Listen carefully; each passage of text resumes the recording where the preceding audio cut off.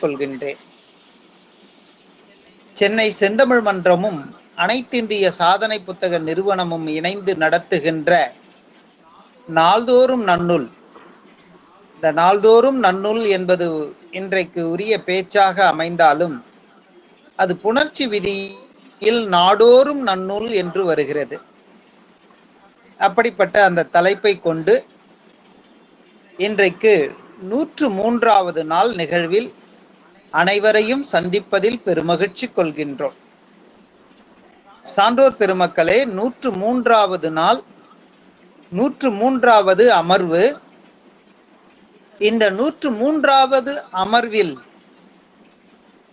சான்றோர் சிந்தனை என்ற நிலையில் திருவள்ளுவருடைய சிந்தனையை பார்க்க இருக்கிறோம். ரொம்ப அற்புதமான ஒரு தலைப்பு, குடிசெயல் வகை. குடிசெயல் வகை 103வது அதிகாரமாக இடம்பெற்றிருக்கிறது. அதில் 2வது திருக்குறளை அனைவரிடமும் பகிர்ந்து கொள்வதில் பெருமகிழ்ச்சி அடைகின்றேன். ஆள்வினையும் ஆன்ற அறிவும் என இரண்டின் நீள்வினையால் நீளும் குடி. ஆள்வினையும் ஆன்ற அறிவும் என நீள்வினையால் நீளும் குடி. விடாமுயற்சி, தெளிந்தறிந்த அறிவு என இரண்டையும் குறையாது பெற்றவரின் தொடர்ந்த செயல்களால் அவருடைய குடி பெருமையானது உயரும். விடாமுயற்சியும் அந்த முயற்சி உடையவருக்கு தெளிந்த அறிவும் இருக்குமானால் இந்த இரண்டையும் பெற்றவருடைய குடும்பமானது தழைத்து ஓங்கும் என்ற மிக அற்புதமான சிந்தனை. ஆள்வினையும் ஆன்ற அறிவும் என இரண்டின் நீள்வினையால் நீளும் குடி என்பது 2வது திருக்குறள் 103வது அதிகாரத்தில். அதே நிலையில் வரிசையில் இது 1022வது திருக்குறளாக இடம்பெறுகிறது. சான்றோர் பெருமக்களே, இன்றைய நிலையில் இப்படிப்பட்ட அருமையான சிந்தனையை, ஒரு குடி தழைத்து ஓங்க வேண்டுமானால் விடாமுயற்சி இருக்க வேண்டும். அந்த விடாமுயற்சியும் அறிவுபூர்வமாக இருக்க வேண்டும். இந்த இரண்டில் எது இல்லை என்றாலும் அது மற்றொன்று வீணாக போய்விடும் என்பதை மிக அழகாக எடுத்து காட்டியிருக்கிறார். இந்த நிலையோடு நான் இன்றைய உரையாளரை அறிமுகப்படுத்தலாம் என்று நினைக்கின்றேன். சான்றோர் பெருமக்களே,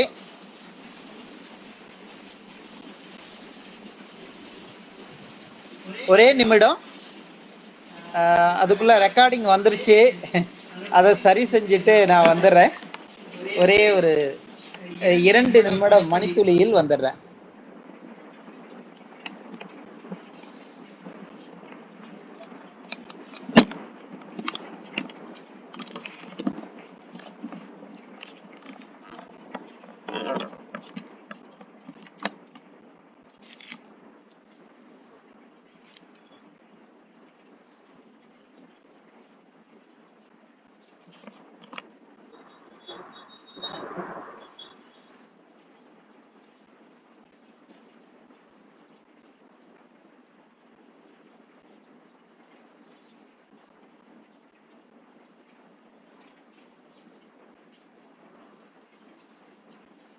தடங்களுக்கு வருந்துகிறோம்.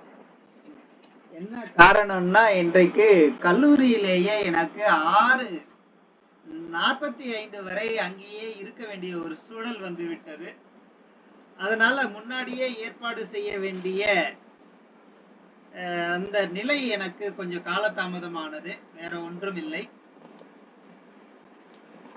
இன்றைய ஆய்வாளர் முனைவர் சஞ்சய் அவர்கள் கடலூர் மாவட்டம் குறிஞ்சிப்பாடி வட்டம் ஆயிப்பேட்டை கிராமத்தில் முந்திரி விவசாய குடியில் பிறந்தவராக இருக்கிறார்.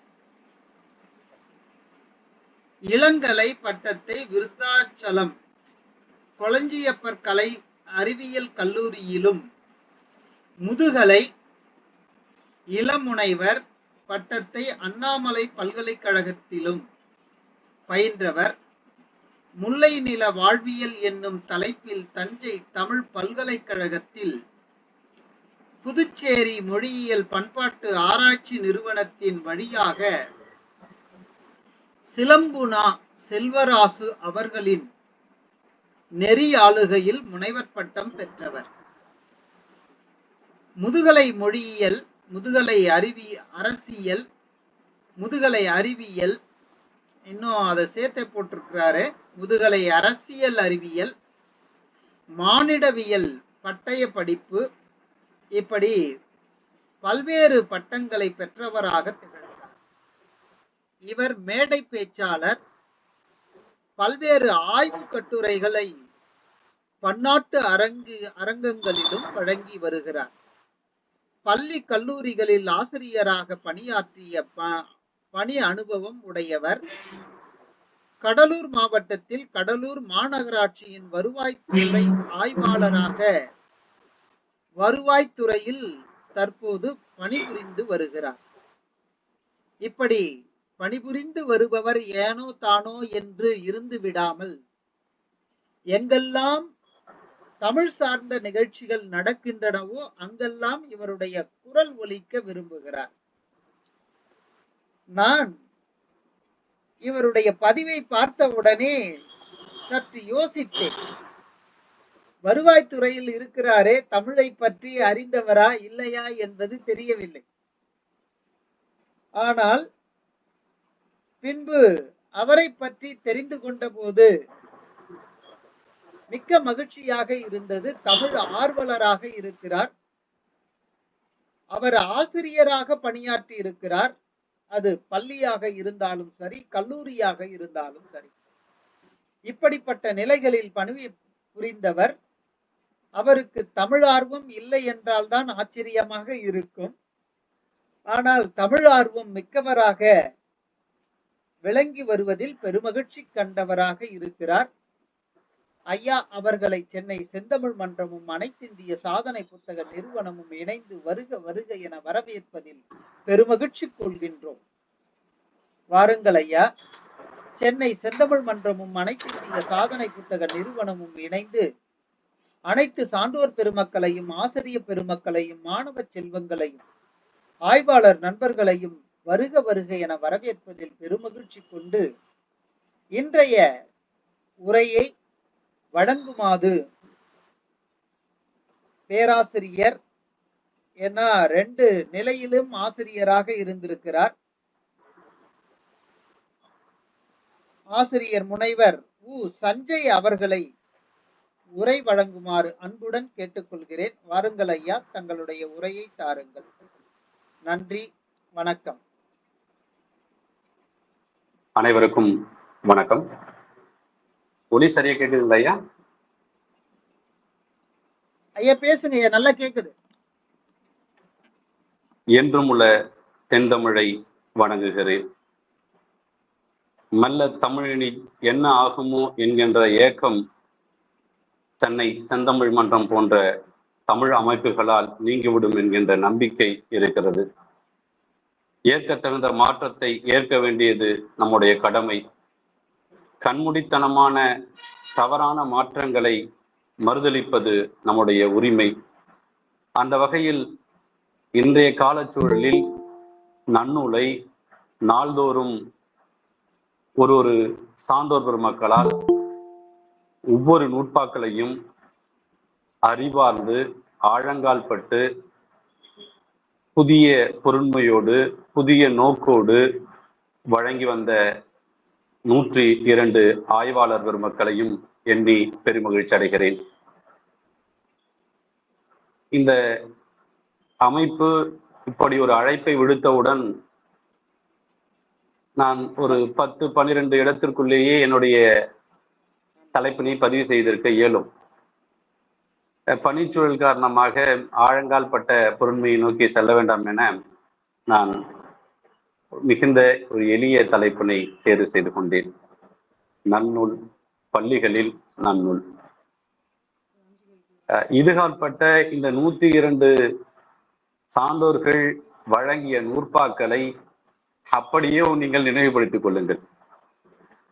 ஏனென்று சொன்னால், நன்னூலுடைய ஒட்டுமொத்த சாராம்சத்தை, இலக்கணத்தை பள்ளி பாடங்கள் அடிப்படை நிலையில் வழங்குகிறது. அன்பிற்கினியவர்களே, இலக்கணம் அப்படின்னா நம்ம என்ன நினைப்போம் அப்படின்னா, இலக்கணம் என்பது சொற்கள் வாக்கியங்களாக அமைகின்ற பொழுது அவை அமைக்கப்படுகின்ற முறைமையும் ஒன்றோடு ஒன்று இணைகின்ற முறைமை மரபும் மொழி என்னும் மேலுரையில் மனித சிந்தனையும் பொதிந்து வைப்பதுதான் இலக்கணத்தின் மூலம் என்று அறிகின்றோம். இலக்கணம் என்பது யாது என்பது பற்றி நாம் சிந்தித்தால், அது தன் தருக்கத்தில் மிக முக்கியமான மூலக்கூறு சிந்தித்தலாகிய நடைமுறையை பகுப்பாய்வு செய்வதுடைய ஆரம்ப நிலையை தொடுகிறது. இலக்கணத்தின் மூலங்கள் விதிகள் மூலம்தான் மொழியில் உருவ அமைதிகள் உலக பொதுவான சிந்தனையுடன் இணைக்கப்படுகின்றன என்கின்ற கருத்தை ஸ்டூவர்ட் மில் குறிப்பிடுவார். இலக்கணத்தை பற்றி சொல்கின்ற போது, இலக்கணத்துக்கும் சிந்தனைக்கும் உள்ள தொடர்பும் மொழிக்கும் உற்பத்தி சமூக உறவுகளுக்கும் உள்ள தொடர்பையும் சிந்தித்தோம் என்று சொன்னால், இலக்கணத்தின் சமூக வரலாற்றின், சமூக உளவியல் சிந்தனை வரலாற்றின் ஒட்டுமொத்த கருவூலமாக இலக்கணம் திகழ்கிறது. அத்தகைய இலக்கண மரபு தமிழ் இலக்கியத்தில் தொல்காப்பியத்திற்கும் நன்னூலுக்கும் உண்டு என்பதில் மாற்று கருத்து கிடையாது. இந்த தொல்காப்பியத்துடைய காலகட்டத்திற்கும் நன்னூலுடைய காலகட்டத்திற்கும் சற்றேறக்குரிய 1000 ஆண்டுகளை நாம் கணிக்கிறோம். இந்த தொல்காப்பியத்திற்காக எழுதப்பட்ட உரைகள் அனைத்தையும் உள்வாங்கி அதனுடைய மரபுகளுக்கு ஏற்றவாறு, அன்றைய காலச்சூழலுக்கு ஏற்றவாறு நன்னூலார் தன்னுடைய மொழி மரபு மாற்றங்களை புரிந்து கொண்டு நன்னூலை ஏற்றிருக்கிறார். நன்னூலுக்கு முந்தைய காலகட்டத்தில் இளம்பூரணரின் உரை, சேனாவரையருடைய உரை ஏறத்தாழ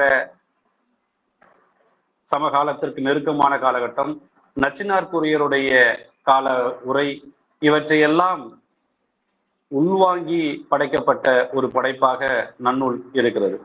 அதே போன்று நன்னூலுக்கு எழுதப்பட்ட உரைகளும் மயிலநாதருடைய, சங்கர நமச்சிவாயருடைய உரை, சிவஞான முனிவருடைய உரை, ஆறுமுக நாவலரின் காண்டிகை உரை, இப்படி அவர்களுடைய காலகட்டத்திற்கு பிறகு ஏற்படுத்தப்பட்ட உரைகளையும் நாம் நன்னூலுடைய வாசிப்பு திறனிலே வைத்து எண்ணத்தக்கதாக இருக்கிறது. உரைகளை விட நன்னூல் தோன்றுவதற்கு முன்னர் தோன்றிய வீரசோழியம், நேமிநாதம், இந்த இலக்கண நூல்களை எல்லாம் சற்று அத்தியாசமான பரிச்சயமுடையதாகத்தான் இலக்கணத்தில் அமைகிறது. வீரசோழியத்துடைய முக்கியத்துவத்தை கருத்தில் கொண்டு பார்த்தோம்னா, தமிழ் இலக்கணத்தில் சமஸ்கிருத மொழி அமைதிக்கு உட்பட்டு இலக்கணத்தை கூறுகின்ற முயற்சியில அது இருக்குது. அப்ப இந்த இலக்கண நூட்கள் எல்லாம் நன்னூலாருக்கு முந்தைய இருந்த மொழி மரபுகள், இலக்கண விதிகள், இலக்கண விதி கட்டமைப்புகள் ஆகியவற்றை உள்வாங்கித்தான் நன்னூல் படைத்திருக்கிறார். இதை நான் ஏன் இவ்வளவு வலிந்து சொல்கிறேன் என்று சொன்னால், எப்படி நன்னூலார் தொல்காப்பியத்துடைய தொல்காப்பியத்தை தொடங்கி அதன் வழி வந்த உரைகளை எல்லாம் உள்வாங்கி நன்னூலை கட்டமைத்திருப்பாரோ, அதுபோலதான் சற்றேறக்குறைய இன்றைய பள்ளி மாணவர்களுடைய நிலை. ஏனென்று சொன்னால், உளவியலாகவே ஒரு குழந்தை தன் தாய்மொழி அறிவை நன்கு பெற்றுவிடுகிறது.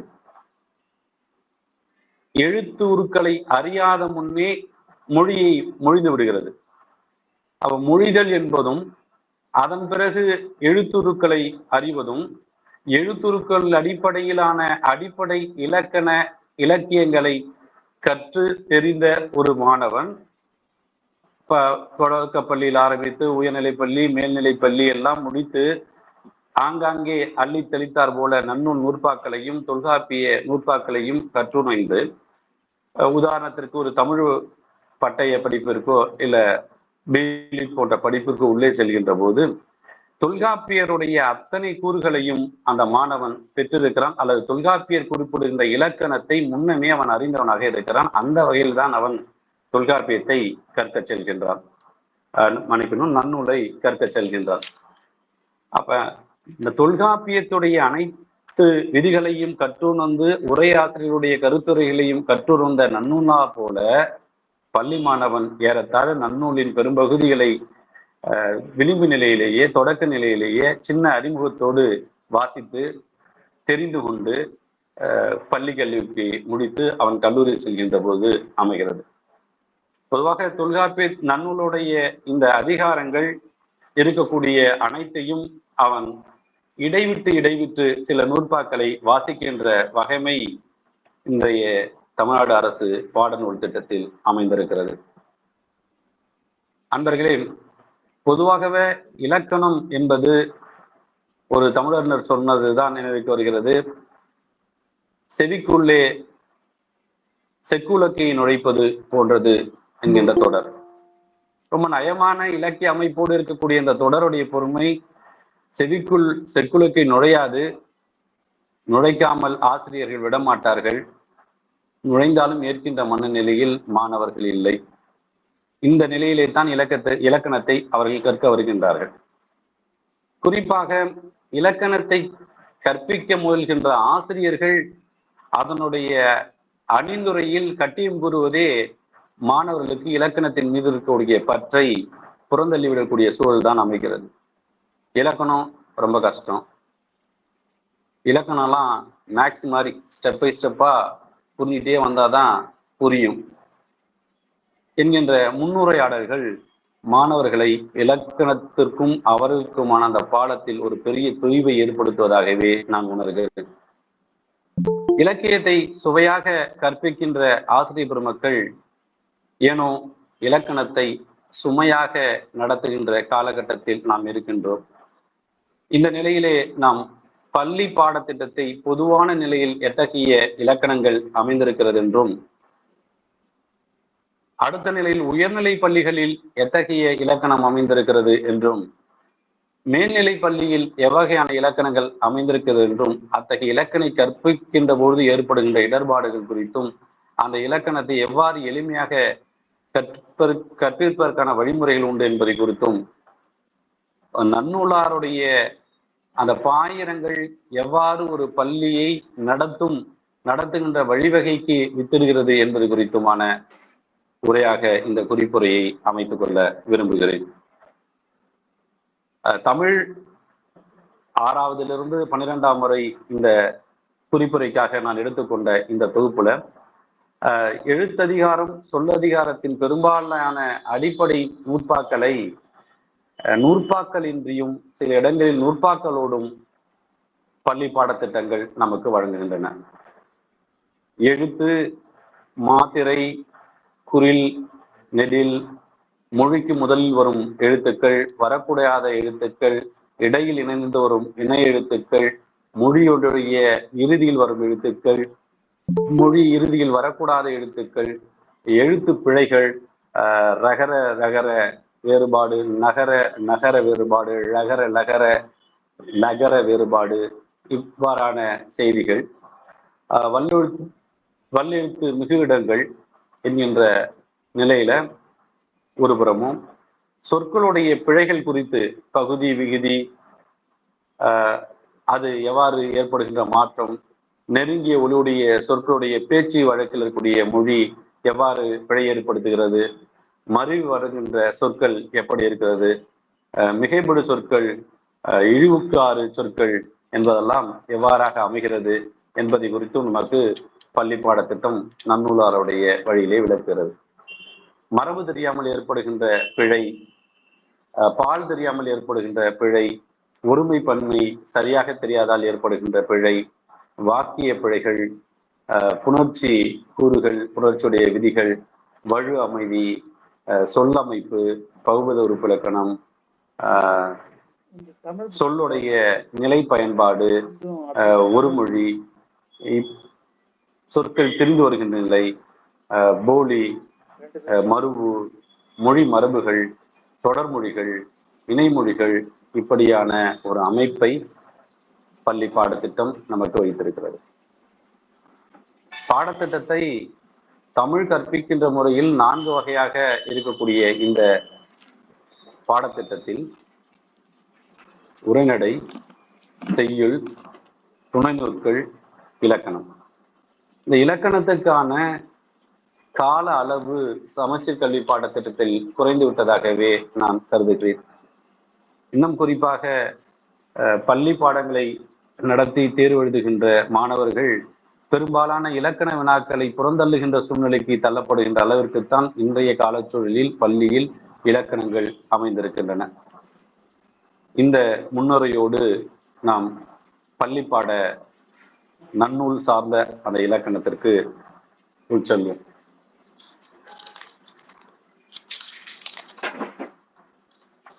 பொதுவா நன்னூல் குறிப்பிடுகின்ற அந்த விதிகளை ஆரம்ப நிலையிலிருந்து 6ஆம் வகுப்பிலிருந்து படிப்படியாக மாணவர்களுக்கு அறிமுகப்படுத்தப்படுகிறது. பெயர் சொல், இடுகுறி பெயர், காரண பெயர்.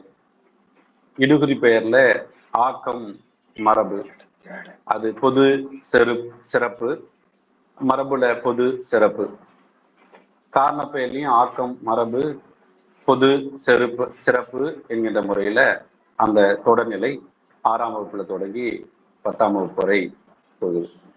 வினைச்சொல் அப்படின்னு பார்த்தீங்கன்னு சொன்னா தெரிநிலை குறிப்பு, அதுல தன்வினை, பிறவினை, செயல்படு பொருள், குன்றிய வினை, செயல்பாட்டு பொருள், செய்வினை, செயல்பாட்டு பொருள் அப்படின்ற நிலையில அந்த இலக்கணம் தொடர்கிறது. வினைமுற்று, பெயரெச்சம், வினையெச்சம், தொழிற்பெயர், வினையால் அணையும் பெயர் என்கின்ற படிநிலையில அது ஒவ்வொரு வகுப்புலையும் அந்த இலக்கணம் தொடர்ந்து கொண்டிருக்கிறது. இன்னொரு நிலையில புணர்ச்சி நிலையில பொருட்புணர்ச்சி, எழுத்து புணர்ச்சி, வேற்றுமை, அல்வழி, தொகை, விரி, அல்வழியில தொகை, விரி, இப்படியா போகுது. வினை சொற்கள், இருபெருட்டு பண்பு சொற்கள், ஓமை தொகை, உண்மை தொகை, அன்மொழி தொகை என்கின்ற தொகையில இருக்கக்கூடிய இலக்கணங்கள் பேசப்படுது. விரியில பார்த்தோன்னு சொன்னீங்கன்னா எழுவாய் தொடர், விழித்தொடர், பெயரச்ச தொடர், வினையச்ச தொடர், தெரிநிலை வினைமுற்று தொடர், குறிப்பு வினைமுற்று தொடர், இடைச்சொல் தொடர், உரிச்சொல் தொடர், அடுக்கு தொடர் என்கின்ற இலக்கணங்கள் கட்டமைக்கப்படுகிறது. எழுத்து புணர்ச்சியில இயல்பு புணர்ச்சி, விகார புணர்ச்சி, தோன்றல், தெரிதல், கெடுதல் என்கின்ற நிலையில வளர்ச்சி அடைகிறது. இன்னொரு பக்கம் பார்த்தீங்கன்னா செய்யுள்ல வலித்தல், மெலித்தல், நீட்டல், குறுத்தல், விரித்தல், தொகுத்தல், இந்த நிலையில பாடம் இலக்கணத்துல நன்னூலாருடைய அறிவுற்றி இவை போதிக்கப்படுது.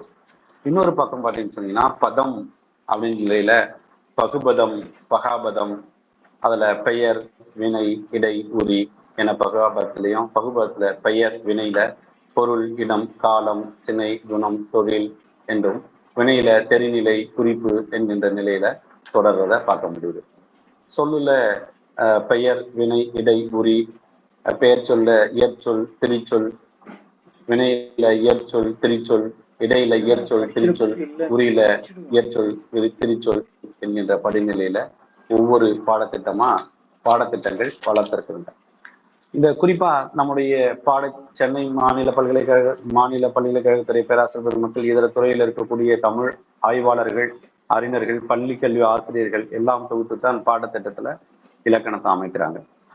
இந்த அமைப்பு முறையில் பல்வேறு சிக்கல்கள் எழத்தான் செய்கின்றது கற்பிக்கிற போது. என்ன பார்த்தீங்கன்னு சொன்னீங்கன்னா, ஒரு தொடர்நிலையாக இலக்கணத்தை இப்ப நன்னூலோட எழுத்ததிகாரம் எடுத்துக்கொண்டா எழுத்தத்து தொடர்நிலையா இருக்கக்கூடிய அந்த நிலையில மாணவர்கள் கற்பிக்கப்படுறது கிடையாது. அங்கங்க அள்ளி தெளித்தால் போன்ற செய்திகளைத்தான் இந்த நூல் நமக்கு பள்ளி பாடத்திட்டம் அமைத்திருக்கிறது. ஒரு சார்பெழுத்து அப்படின்னா அந்த வகுப்புல சார்பெழுத்து முடிஞ்சிருது, அதுக்கு அடுத்த வகுப்புல ஆயுதமும் மலபடியும் வந்து நிக்குது. முன்பு 18க்கு முன்பான பாடத்திட்டங்கள்ல இரட்டை தாள் முறை வைக்கப்பட்டிருந்துச்சு பள்ளிகள்ல. தமிழ் பாடத்தால் 1, பாடம் 2, அதுல மாணாக்கருக்கான படைப்பாற்றல் திறன்கள் எல்லாம் பேசுகின்ற முறையில அமைக்கப்பட்டிருந்துச்சு. கால ஓட்டத்துல அந்த தாள்கள் ஒன்றாக மாற்றப்பட்டு இன்று குறைக்கப்பட்டிருக்கு. அப்ப ஒரு தொடர்நிலையாக இலக்கணத்தை கற்கின்ற வகையில அங்க அமைக்கப்படலை என்கின்ற வருத்தம் ஆசிரியர் பெருமக்களுக்கு இருக்கத்தான் செய்யும். முன்னெல்லாம் பார்த்தீங்கன்னு சொன்னீங்கன்னா 8ஆம் வகுப்புலேயே இலக்கணத்திற்கு என்று ஒரு தனி நூலை தொகுத்து கொடுத்துருவாங்க. அந்த நூல் முழுமையா நன்னூலை கற்பது போன்ற ஒரு விரிவான நிலையில இருந்துச்சு. 8ஆம் வகுப்புடைய தொடர் இருக்கக்கூடிய இலக்கணம் தொடர்ச்சியா 9ஆம் வகுப்புக்கு தொடரும், 9ஆம் வகுப்புல இருப்பது 10ஆம் வகுப்புக்கு தொடரும். இப்படியா அந்த நூல்கள் அமைக்கப்பட்டிருந்துச்சு. அந்த அடிப்படையில நம்முடைய பள்ளி கல்வியில பாடநூல்கள் மிக அழகாக இலக்கணத்தை கற்பிக்கின்ற முறையில இருந்துச்சு. ஆனா இன்னைக்கு பாடத்திட்டம் அள்ளித்தெரித்தால் போன்ற நிலையில இருக்கு. நான் ஒரு தொகுப்புரையாக இன்றைய சூழலில் அதை திருத்திய பதிப்பு சமச்சீர் கல்வி பாடத்திட்டத்தில் என்ன மாதிரியான இலக்கணங்கள் இருக்கு என்கின்ற ஒரு வகைமையை குறிப்பிட விரும்புகிறேன். சொற்களுடைய வகைகள் அப்படின்னு சொல்லிட்டு 6ஆம் வகுப்புல தொடங்கும். அது தமிழின் கிளவி பெயர்கள் தொல்காப்பிய நூற்பாக்களின் சுட்டி, உயர்தனை, அகிரிணை அப்படின்ற வகைப்பாட்டில் பேசுது. அடுத்தது தமிழ் எழுத்துக்களுடைய வகையும் தொகையும் அடுத்த நிலைக்கு மாறுது. இதுக்கு முன்னாடியே அந்த பாடம் இலக்கணம் எவ்வாறு எல்லாம் இப்ப தற்போதுல சமச்சீர் பாடப்புத்தகத்துல இருக்குன்னு கேட்டீங்கன்னா, ஒன்று மாணவர்களும் ஆசிரியர்களும் உரையாடு கொள்வது போல இருக்கு. இன்னொன்று வரைகலை மூலமாக இலக்கணத்தை கற்பிப்பது, கிராபிக்கலா இலக்கணத்தை கற்பிப்பது என்கின்ற முறையில இருக்கு. இந்த நிலையில திடீர்னு பாத்தீங்கன்னா தமிழ் எழுத்துக்களும் வகைமையும் தொகைமையும் சொல்லி ஒரு பாடத்திட்டத்தை அமைக்கிறாங்க. இலக்கண வகைகள் உயிரெழுத்து, குறில், நெடில் என்கின்ற இலக்கணத்தை கட்டமைக்கிறாங்க. அப்புறம் முதல் எழுத்து, சார்பு எழுத்துக்கள், சார்பு எழுத்து 10 வகையா பேசுறது, இந்த விஷயங்கள் பேசப்படுது. உடனே திருப்பி மொழித்திறனை புகுத்துவதாக இந்த இலக்கணத்தை தொடர்ச்சியா இல்லாம திடீர்னு ஒரு இலக்கணத்துடைய மொழித்திறன் அப்படின்னு சொல்லிட்டு மொழித்திறனுக்கு வாய்ப்பு கொடுக்குறாங்க. இது 6ஆம் வகுப்பு பாடநிலையில இருக்கக்கூடிய நிலை. அதே 6ஆம் வகுப்பு பாடநிலையில 2ஆம் பருவத்துல திடீர்னு மயங்கொல்லி அப்படின்ற ஒரு நிலைக்கு தள்ளப்படுறாங்க. அங்க சுட்டெழுத்துக்கள், வினா எழுத்துக்கள், அகச்சுட்டு, புறச்சுட்டு, அண்மை சுட்டு, சேமி சுட்டு இப்படியான விஷயங்களும் அந்த முதல் பருவத்தில் இருக்கக்கூடியதை 2ஆம் பருவத்துடைய தொடர்ச்சியா மாத்திரை, எண், இடம் என்கிற நிலையில பயிற்சியாக அமைக்கப்பட்டிருக்கு. இது ஒவ்வொரு வகுப்புலையுமே இவ்வாறுதான் நன்னூலுடைய அந்த அடிப்படை இலக்கணம் கட்டமைத்திருக்கப்பட்டிருக்கு. தற்பொழுது 7ஆம் வகுப்புல பாத்தீங்கன்னு சொன்னீங்கன்னா இடுகுறி பெயரும் காரண பெயரும் ஒரு ஆசிரியரும் மாணவரும் உரையாடுவது போன்ற நிலையில இருக்கும். அடுத்து அறுவகை பெயர் சொற்கள், வினைமுற்று, பெயரச்சம், வினையச்சம் அப்படின்னு இருக்கும். 3ஆம் பருவத்துக்கு போனீங்கன்னா வேற்றுமை, அடைமொழி, மூவகை பெயர்கள், சொல், பகுபதம், அணி இலக்கணம். அந்த அணி இலக்கணத்துல ஒரே ஒரு அணி இலக்கணத்தை பதிவு செய்வது, இயல்பு நுகர்ச்சி அணி இல்லையா போகும். திருப்பி அந்த இடத்துல நிலையில விட்டுட்டு தொடர்ந்து அடுத்தது 3ஆவது பருவத்துல முழு அணி இலக்கணத்தை பற்றியும் ஓமை, எடுத்துக்காட்டு அணி, இல்பொருள் ஓமை, உருவ அணி, ஏகதேச உருவ அணி அப்படின்னாலும் ஆகு பெயர்கள். இப்படியா 7ஆம் வகுப்பு பாடத்திட்டத்துல மாணவர்களுக்கு நன்னூல் உடைய இலக்கண அடிப்படை விதிகளா இல்ல, இலக்கணத்தோடைய நன்னூலுடைய இலக்கிய சாராம்சத்தை செய்திகளாக கொடுக்குற நிலையை பார்க்க முடியுது. அது மாதிரி 8ஆவதுல முடிச்சோம்னா அதே வேற்றுமையை திருப்பி விரிவா பேசுறது. 8ஆம் வகுப்புல பார்த்தீங்கன்னு சொன்னீங்கன்னா எழுத்துடைய பிறப்புகள்னு திருப்பி இங்க வந்துருவாங்க. கூடவே வினைமுற்று, தீநிலை வினைமுற்று, குறிப்பு வினைமுற்று, ஏவல் வினைமுற்று, வேங்கோல் வினைமுற்று என்கின்ற செய்திகளை பதிவு பண்ண முடியாத பார்க்க முடியுது. அடுத்தது வேற்றுமை, தொகைநிலை, தொகாநிலை தொடர்கள், புணர்ச்சி, வல்லின மிகுமிடங்கள், மிகா இடங்கள். இது 6ஆம் வகுப்புலையும் ஒரு பயிற்சியில ஒரு பாடத்திட்டத்துல அமைக்கப்பட்டிருக்கு. அப்புறம் முதல் பருவத்தை முடிச்சுன்னு பார்த்தீங்கன்னா குற்றியலுகரம், முற்றுலுகரம், இலக்கண வகை சொற்கள், இயல்பு வழக்கு, தகுதி வழக்கு, முன்னாடியே பேசின அதே செய்திகள் இப்படியா தொடர்ந்து 8ஆம் வகுப்புலையும் அமைக்கப்பட்டிருக்கு. 9ஆம் வகுப்புலையும் அதே இலக்கணங்கள் தான், அதே வல்லின மிகுந்த இடங்கள், மிகா இடங்கள் என்கின்ற நிலையில இருக்கிறதை பார்க்க முடியுது. மேல்நிலை பள்ளியில வேறு நிலையிலிருந்து நம்ம அந்த விஷயத்தை பேசுவோம். இப்ப இந்த பள்ளிகளில் கொடுக்கின்ற அந்த பாடத்திட்டங்கள் நன்னூலாருடைய இலக்கணத்தை அறிமுகப்படுத்துகின்ற நிலையில் இருக்கிறது என்பதுல மாற்று கருத்து இல்லை. ஆனா அவை முழுமையாக நன்னூலை கொண்டு சேர்த்ததா என்கின்ற கேள்வி அங்கங்கே நமக்கு எழத்தான் செய்கிறது. இதை நாம் கருத்தில் கொண்டு இந்த தலைப்பை பார்க்க வேண்டியிருக்கு. இன்னொரு பக்கம் இந்த பாடத்திட்டங்களில் ஆசிரியருக்கான இலக்கணம், மாணவருக்கான இலக்கணம், மாணவருடைய வகை, ஆசிரியருடைய வகை போன்ற நன்னூலுடைய செய்திகளை தொடக்க நிலையிலேயே பள்ளி அறிவின் தமிழ் அறிஞர்களும் ஆட்சியாளர்களும் சான்றோர்களும் பாடத்திட்டத்தில் வைக்க வேண்டும் என்பது ஒரு வகையான வேண்டுகோளாக இது அமைக்கப்படுகிறது. ஏன் சொன்னால் நன்னூலார் மிக அழகாக மாணவர்கள் யார், யார் மாணவர் இல்லை, ஆசிரியர் யார், யார் ஆசிரியருடைய தகுதியற்றவர்கள் என்கின்ற நூற்பாக்கள் வாயிலாக நமக்கு வெளிப்படுத்துறாங்க. அறிஞர் பெருமக்கள் நூற்பாக்களை தவிர்ப்பதோட நோக்கம் தாங்கள் எல்லாரும் தெரிஞ்ச விஷயம் சின்ன சின்ன நூற்பாக்கள் அப்படின்ற நிலையில தான் நூற்பாவை நான் கடந்து விட்டு இதை நான் பேசிட்டு இருக்கிறேன். அப்ப ஒரு ஆசிரியர் எப்படி இருக்க வேண்டும், ஒரு மாணவர் எப்படி இருக்க வேண்டும் என்கின்ற குறிப்புரைகளை எல்லாம் நமக்கு கற்பிக்கின்ற இந்த பாடப்பகுதி, நன்னூலுடைய இந்த பாடப்பகுதி ஒரு 8ஆம் வகுப்புல இலக்கணத்திற்கு பதிலாக உரைநடையாகவது அதை இது போன்ற பகுதிகளை வைத்திருந்தால் இன்னும் நன்னூல் பள்ளி கல்வியில் மிகுந்த தாக்கத்தையும் நன்னூலார் மிகுந்த தாக்கத்தையும் ஏற்படுத்தியிருப்பார். இது ஒரு நல்ல கல்வி முறையை நமக்கு கட்டமைக்கும். உளவியலாக நாம் இன்னைக்கு சோசியாலஜி பேசுகின்றோம், பள்ளி மாணவர்களுடைய உளவியலை பற்றி பேசுகின்றோம், ஆசிரியர் கற்பிக்கின்ற உளவியலை பற்றி பேசுகின்றோம், ஆசிரியர் உளவியலை பற்றி பேசுகின்றோம். இந்த உளவியல் முறைகளை எல்லாம் 13ஆம் நூற்றாண்டிலேயே மிக அழகாக ஒரு மாணவர் எப்படி இருப்பார், ஆசிரியர் எப்படி இருப்பார், ஆசிரியருடைய தன்மை என்ன, ஆசிரியருடைய நிலைப்பாடு என்ன என்பதை எல்லாம் நன்னூலார் பகுத்து வைக்கிறார். அப்ப இதை கற்பிக்கின்ற போது ஒரு ஆசிரியர் எப்படி இருக்க வேண்டும் என்கின்ற அந்த விஷயத்தை மாணவர் தெரிந்து கொள்கிறார். ஒரு மாணவன் எப்படி இருக்க வேண்டும், மாணவருடைய நிலைப்பாடு என்னென்ன, எந்தெந்த வகையில மாணவர் இருக்கிறாங்க என்பதை பற்றிய புரிதலை மாணவர்களுக்கும் அதன் வாயிலாக பெற்றோர்களுக்கும் கொண்டு சேர்க்கின்ற ஒரு முறை நன்ற முறையாக இருக்கும் என்பது இந்த தலைப்பின் வாயிலாக நான் பதிவு செய்கிறேன். இந்த ஆசிரியர் பயிற்சி வைக்கும் முறை மெத்தடாலஜி, டீச்சிங் மெத்தடாலஜில பல ஆசிரியர்கள் வல்லவர்களாக இருக்கிறாங்க, திறமைசாலிகளாக இருக்கிறாங்க. அந்த ஆசிரியரிடம் மாணவர்களாக போகின்ற போது இலக்கணம் மிகுந்த எழுச்சியோடு வல்லமையோடு கற்பதற்கான முறையை நம்ம பார்க்க முடிகிறது. குறிப்பா ஒரு நண்பர் இதுல கூட நான் ஆரம்ப காலத்துல தொடக்க காலத்துல பார்த்தது பாரதி, இது மாதிரி வரைகலை மூலமாகவும் இணைய வழி மூலமாகவும் தமிழை கற்பிக்கின்ற ஆசிரியர்கள் பலர் வந்து விட்டார்கள். அவர்களுக்கு நல்ல நிலையில இந்த நன்னூல் செய்தி நுட்பமாக அடிப்படை இலக்கணத்தை கற்கின்ற வாய்ப்பாக அமைந்து விடுகிறது. நான் யாரும் குறைத்து மதிப்பிடவில்லை, யார் மனதையும் காயப்படுத்த வேண்டிய நோக்கமும் எனக்கும் இல்லை.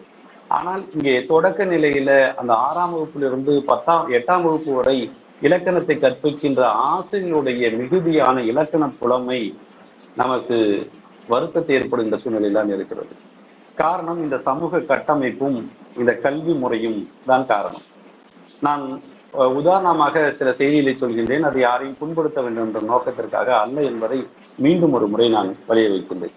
ஏன் தமிழ் இலக்கணங்கள் நன்னூலாருடைய அடிப்படை இலக்கணத்தை நான் பள்ளியில பேசிட்டு இருக்கிறோம். அந்த இலக்கணம் ரொம்ப எளிமையான இலக்கணம், பிறர் கற்பதற்கு எளிமையான நூல் நன்னூல். தொல்காப்பியத்துடைய இந்த வழிநூலாக இருக்கக்கூடிய இந்த நன்னூல் எல்லா உரையாசிரியர்களையும் மேற்கொள்ளப்பட்ட எல்லா உரையாசிரியர்களையும் கை கொண்டு அவர்களுடைய மொழி மரபு, அவருடைய வாழ்வியல் மரபுகளை உள்வாங்கக்கூடிய இந்த நன்னூலை உளவியலாக மொழி அறிந்து, ஒளி வடிவம் அறிந்து, வரி வடிவம் அறிந்து, எழுத்துருக்களை எல்லாம் தொடக்க பள்ளியிலே படித்துவிட்டு வருகின்ற ஒரு 6ஆம் வகுப்பு மாணவருக்கு இலக்கணம் போய் சென்று சேரவில்லை என்பது ஏன் என்கின்ற வினா என்னோடு எழுந்தபோது நான் சிந்தித்துவதில் எனக்கு கிடைத்த விடை இதுவாக இருக்கிறது. இதை யாரும் காயப்படுத்தவில்லை. காரணம் என்னன்னா, அன்றைய காலகட்டத்துல இப்ப இடைநிலையில இந்த ஆசிரியர் பயிற்சி நிறுவனங்கள் படித்த ஆசிரியர்கள் தொடக்க பள்ளிகளில் நடுநிலை பள்ளி ஆசிரியராக வருகின்ற பொழுது அவர்கள் அறிவு சார்ந்த மாணவர்களாக இருந்தார்கள். ஆயிரக்கணக்கான மதிப்பெண்களை குவித்தார்கள். அரசு ஆசிரியர் பயிற்சி நிறுவனங்கள்ல கல்வி இருக்கின்ற வாய்ப்பை பெற்றார்கள். குறிப்பாக மருத்துவம், பொறியியல் போன்ற உயர்ந்தபட்ச கல்விகளை எல்லாம் புறந்தள்ளிவிட்டு ஆசிரியர் பயிற்சி படித்தார்கள். அதில் ஒரு சாரர்கள் இந்த நிலையில இடைநிலை ஆசிரியராக வருகின்ற போது அவர்கள் தொலைதூர கல்வியில் ஏதேனும் ஒரு தமிழை படித்து விடுகிறார்கள். பிலெட்டோ பிஓ படிக்கிறாங்க. பிலிட் படித்தவர்கள் தஞ்சை தமிழ் பல்கலைக்கழகம் போன்ற பல்கலைக்கழகங்கள்ல புலவர் பட்டங்களை பெற்று விடுகிறார்கள். தொலைதூர கல்வியின் குறைத்து மதிப்பிடவில்லை. நானும் தொலைதூர கல்வியில் பயின்றவன் தான். அப்ப பெற்று விடுகிறார்கள். அவர்கள் பிடியாக மாறுகின்ற போது, நடுநிலைப்பள்ளி ஆசிரியர்களாக போகின்ற போது, இந்த அடிப்படையான இலக்கண சுவைகளுக்கு ஏற்றாற்போல் மாணவர்களுக்கு கற்பிக்காத ஒரு சூழல் இருந்தது என்பதை நாம் கருத்தில் கொள்ள வேண்டியிருக்கிறது. எனவே அந்த இலக்கணம் மாணவர்களுக்கு மொழியாக, எழுத்துருவாக, வார்த்தைகளாக தெரிந்த ஒரு மாணவன், தாய்மொழியில் கற்பிக்கப்பட்ட ஒரு மாணவன், இயல்பாக பேச்சு வழக்கில் அமைந்துள்ள இலக்கண கூறுகளை பார்த்து வியந்து ஆய்வு செய்கின்ற இந்த சூழ்நிலையில் இத்தகைய மாணவர்களுக்கு இலக்கணம் போய் சேராமல் விட்டதும், இலக்கணம் படிப்பது சிரமம் என்கின்ற மனநிலை ஏற்படுத்தியதும் கொஞ்சம் வருந்தத்தக்க செயலாகத்தான் இருக்கிறது. இந்நிலை மாற அவர்களுக்கு புத்தாக்க பயிற்சியும் இலக்கணத்தின் மீது ஒரு சுவையை ஏற்படுத்தக்கூடிய வல்லுநர்களை கொண்ட நபர்களை கொண்ட பயிற்சி வகுப்புகளையும் நடத்தினால் பெரும்பாலான பள்ளிகளில் இலக்கணம் சுவைபட சென்றடையும். அந்த சுவைபட சென்றடைகின்ற ஒரு வகையில் அடிப்படை நன்னூல் இலக்கணம் எல்லா மாணவர்களுக்கும் சென்று சேரும் என்பதில் மாற்று கருத்தில்லை. ஆக நன்னூலார் சொல்கின்ற போது இலக்கணத்தை கற்பிக்கின்ற போதும், அது இலக்கியம் கற்பித்தாலும் இலக்கணம் கற்பித்தாலும், ஈதல் இயல்பு இயம்பும் காலை காலமும் இடனும் வலிதின் நோக்கி சிறந்துழி இருந்து தன் தெய்வம் வாழ்த்தி உரைக்கப்படும் பொருள் உள்ளத்தமைத்து. இங்கதான் நம்ம நன்னூலார் எப்படி ஒரு ஆசிரியரை வழிநடத்துகிறார் என்பதற்கான அமைப்பை பார்க்கிறோம். உரைக்கப்படும் பொருள் உள்ளத்து அமைத்து, நம்ம என்ன பேச போறோம் அந்த மாணவர்கிட்ட அப்படின்ற அந்த விஷயத்தை ஒரு ஆசிரியர் உள் வைத்து கொண்டு விரையான் வெகுளியான் விரும்பி முகமலர்ந்து அந்த இலக்கியத்தை நடத்துகின்ற போது இருக்கின்ற அந்த மகிழ்ச்சி, மாணவர்களுக்கு இருக்கின்ற அந்த உளப்பாங்கு இலக்கண வகுப்பிற்கும் இருக்க வேண்டும் என்கின்றதை கற்பித்தல் என்கின்ற ஒரு நோக்கத்துல ஆசிரியருக்கான இலக்கணமாக பாடம் கற்பிக்கும் முறையில நன்னூலார் சொல்கிறார் என்று சொன்னால், இந்த முறை பள்ளி கல்விகளிலும் பள்ளி இலக்கணம் கற்பிக்கின்ற நிலையிலும் தொடர வேண்டும் என்பதுதான் விருப்பமாக இருக்கிறது. அவ கடமைக்கு வேலை செய்யாமல் உண்மையாகவே அந்த விஷயத்தை தெரிந்து கொண்டு புரிந்து கொண்டு அதனை பாடமாக நடத்தி மாணவர்களுடைய இலக்கண ஆர்வத்தை தூண்டுகின்ற முயற்சியில நம்ம இருக்க வேண்டும். அதே நிலையில பள்ளி மாணவர்களுடைய நிலையும் மாற்றம் அடைந்திருக்கிறது. குறிப்பாக கொரோனா காலகட்டத்திற்கு பிந்தைய பள்ளி மாணவருடைய மனநிலை மிகுந்த உளவியல் சிக்கல் இருந்த ஒரு காலகட்டத்தில் இருக்கிறோம். ஆசிரியருக்கும் மாணவருக்குமான உறவுமுறை பெரும் சிக்கலாக இருக்கின்றது. இந்த நிலையில இலக்கணம் நடத்துவதில் ஏற்படுகின்ற முறைமையில் சற்று தொய்வு ஏற்பட்டிருப்பதாகவே நான் கருதுகின்றேன். மாணவர்களிடம் தொடக்க நிலையில் ஆசிரியர்களுடைய ஆளுமை ஆதிக்கம் செலுத்திய நிலை மாறி பிறகு அன்புடைமையாக மாணவர்களும் ஆசிரியர்களும் பழகிய நிலை மாறி இன்று மாணவர்களுடைய கரங்களில் அதிகாரமும் ஆளுமையும் சென்றுவிட்ட சூழ்நிலையில் பள்ளிக்கல்வித்துறை இருக்கிற காரணத்தினால் இதில் கற்பிப்பதிலும் சில இடர்பாடுகள் இருக்கத்தான் செய்கிறது என்பதையும் நாம் மறந்துவிட முடியாது என்கின்ற விஷயத்தை நாம் கருத்தில் கொள்ள வேண்டியிருக்கிறது. ஆக ஒரு பள்ளியில் கல்வி விரும்பி பாடம் பயில்வதற்கான ஒரு சூழலை குழந்தைகளுக்கான இலக்கிய வகுப்பு அமைய வேண்டும் என்கின்ற நிலையில நன்னூலுடைய அந்த பாயிரங்களும் அதனுடைய இதர விதிகளையும் மாணவர் அல்லாதவர், ஆசிரியர் அல்லாதவர், ஆசிரியருக்கான இலக்கணம் என்கின்றவற்றை எல்லாம் பாடத்திட்டத்துல வைத்தால் இன்னும் நன்னூலார் பள்ளி கல்வியில் மிகுந்த தாக்கத்தை ஏற்படுத்துவார் என்பதை நாம் உணர வேண்டியிருக்கிறது. இந்த புதிய பொருண்மையில் இலக்கணத்தை கற்பிக்கின்ற முறை பல ஆசிரியர்கள் புதுமையான முறைகள்ல இலக்கணத்தை கற்பிக்கிறதை நம்ம சமய காலத்துல பார்க்க முடிகிறது. குறிப்பாக இந்த இலக்கண வகுப்புகள் உயர்நிலை பள்ளியில பார்த்தோம் சொன்னோம்னா மொழி அமைப்பு விதிகளை மாணவர்களுக்கு கற்றுத்தருவதில் நோக்கமாக அமைந்திருக்கிறது. தற்போதைய மேல்நிலை பள்ளியுடைய தமிழ் இலக்கண இலக்கிய பாடங்கள்ல மாணவர்கள் செய்கின்ற பிழைகளை நீக்குவதற்கான வழிமுறைகளை பயிற்சியாக வழங்குகிறது. நான் மீண்டும் மீண்டும் சொல்றேன், உங்களுக்கு ஒவ்வொரு எடுத்துக்காட்டா சொல்லி உங்களை நான் பள்ளிக்கல்வி மாணவர்களா மாற்ற விருப்பப்படலை என்பதனால் நான் செய்திகளை மட்டும் உங்களோடு பகிர்ந்து கொண்டிருக்கிறேன். அடுத்த நிலையில பாத்தீங்கன்னா, இயல்பான விஷயங்களை மாணவர்களுக்கு எடுத்து சேர்ப்பதற்கு நாம் பயன்படுத்துகின்ற அந்த உதாரணங்கள். இப்ப மரம் அப்படின்ற அந்த சொல்ல அத்துசாரிகை வரும் அம் என்பது ஈற்று பெயர் சொற்களோடு வேற்றுமை விகுதியிலே சேர்த்து எழுதும் போது அத்துசாரியோடு இணைத்து எழுத வேண்டும் அப்படின்ற சாதாரண செய்தியை அவரிடம் சொல்லும் போது மரம் பிளஸ் இல் மரமில் என்று வராது தம்பி, மரம் அத்துசாரி வரும், மரம் அத்தில் மரத்தில் என வரும்னு இயல்பா அவன் பேசுற அந்த வார்த்தை தான் அது. மரத்தில் மரதில் மரமில் என்று அவன் எப்போதுமே மொழியது கிடையாது. ஏன்னா மொழி தாய்மொழி அறிவு இயல்பாக இலக்கண பொறுமையோடு தான் அமைகிறது என்பதை நான் தொடக்க நிலையிலே சொன்ன. உளவியலாக வரலாற்று பொருட்களஞ்சியமாக மொழி உணர்வு இலக்கணத்தை கட்டமைத்துக் கொண்டு தான் இருக்கிறது. அத்தகைய நிலையில அந்த மாணவர்களுக்கு நாம் வகுப்புகளை தான் சார்ந்த மொழியோடு தான் பேசுகின்ற மொழியோடு கற்பிக்க வேண்டிய கட்டாயம் இருக்கிறது. இன்னொரு பக்கம் இந்த பிராந்திய சொற்கள் அப்படின்னு சொல்லுவோம். நன்னூலார் சொல்ற மாதிரி இயற்சொல், திசைச்சொல், வடச்சொல், திருச்சொல் மாதிரி இன்றைய காலகட்டத்துல நாம ஒரு வட்டாரத்துக்கு தந்த மொழி கூறுகளை நாம கையாளுறோம். உதாரணத்திற்கு சொல்கின்றேன், நாகர்கோவில் திருநெல்வேலி ஒரு தமிழர், நாகர்கோவில் தமிழ், திருநெல்வேலி தமிழ், கோவை தமிழ், சென்னை தமிழ், நடுநாட்டு தமிழ், இப்படியான தமிழ் சொற்கள் இருக்கும். இப்ப இந்த உயர்நிலை ஆசிரியர்கள் அந்த பிராந்தியங்களை கடந்து ஒரு திருநெல்வேலி ஆசிரியர் தன்னுடைய ஆளுமையால் டெட்ல யூஜிடிஆர்பில தேர்ச்சி பெற்று சென்னையில பாடம் நடத்துகின்ற போது அவர் சொல்கின்ற அந்த மொழி அமைப்பும் அவர் சொல்கின்ற அந்த மொழியுடைய வடிவமும் ஒலி வடிவமும் மாணவர்களுக்கு நகைப்பு ஏற்படுத்துகின்ற அமையில நின்றும். இப்ப இந்த தன்னிலையிலேருந்து அவர் ஒரு 2 ஆண்டு காலம் 3 ஆண்டு காலம் சென்னை மக்களோடு புழங்கி அந்த மொழி அமைப்புக்கு அந்த சொற்களுக்கான உதாரணங்களை சொல்கின்ற சூழல் வருகின்ற வரை அந்த இடைநிலையில் படிக்கின்ற மாணவர்கள் அது பெரிதும் பாதிக்கப்படுகின்ற ஒரு நிலை இலக்கணம் கற்பிப்பதில் ஏற்படுகின்ற ஐயமாகப்படுது. எல்லாரும் ஒரு காமனா ஒரு ஃபார்முலா வச்சுக்கிறோம், நினைச்சோம்னா ஊருகா அப்படின்னு சொல்லிட்டு.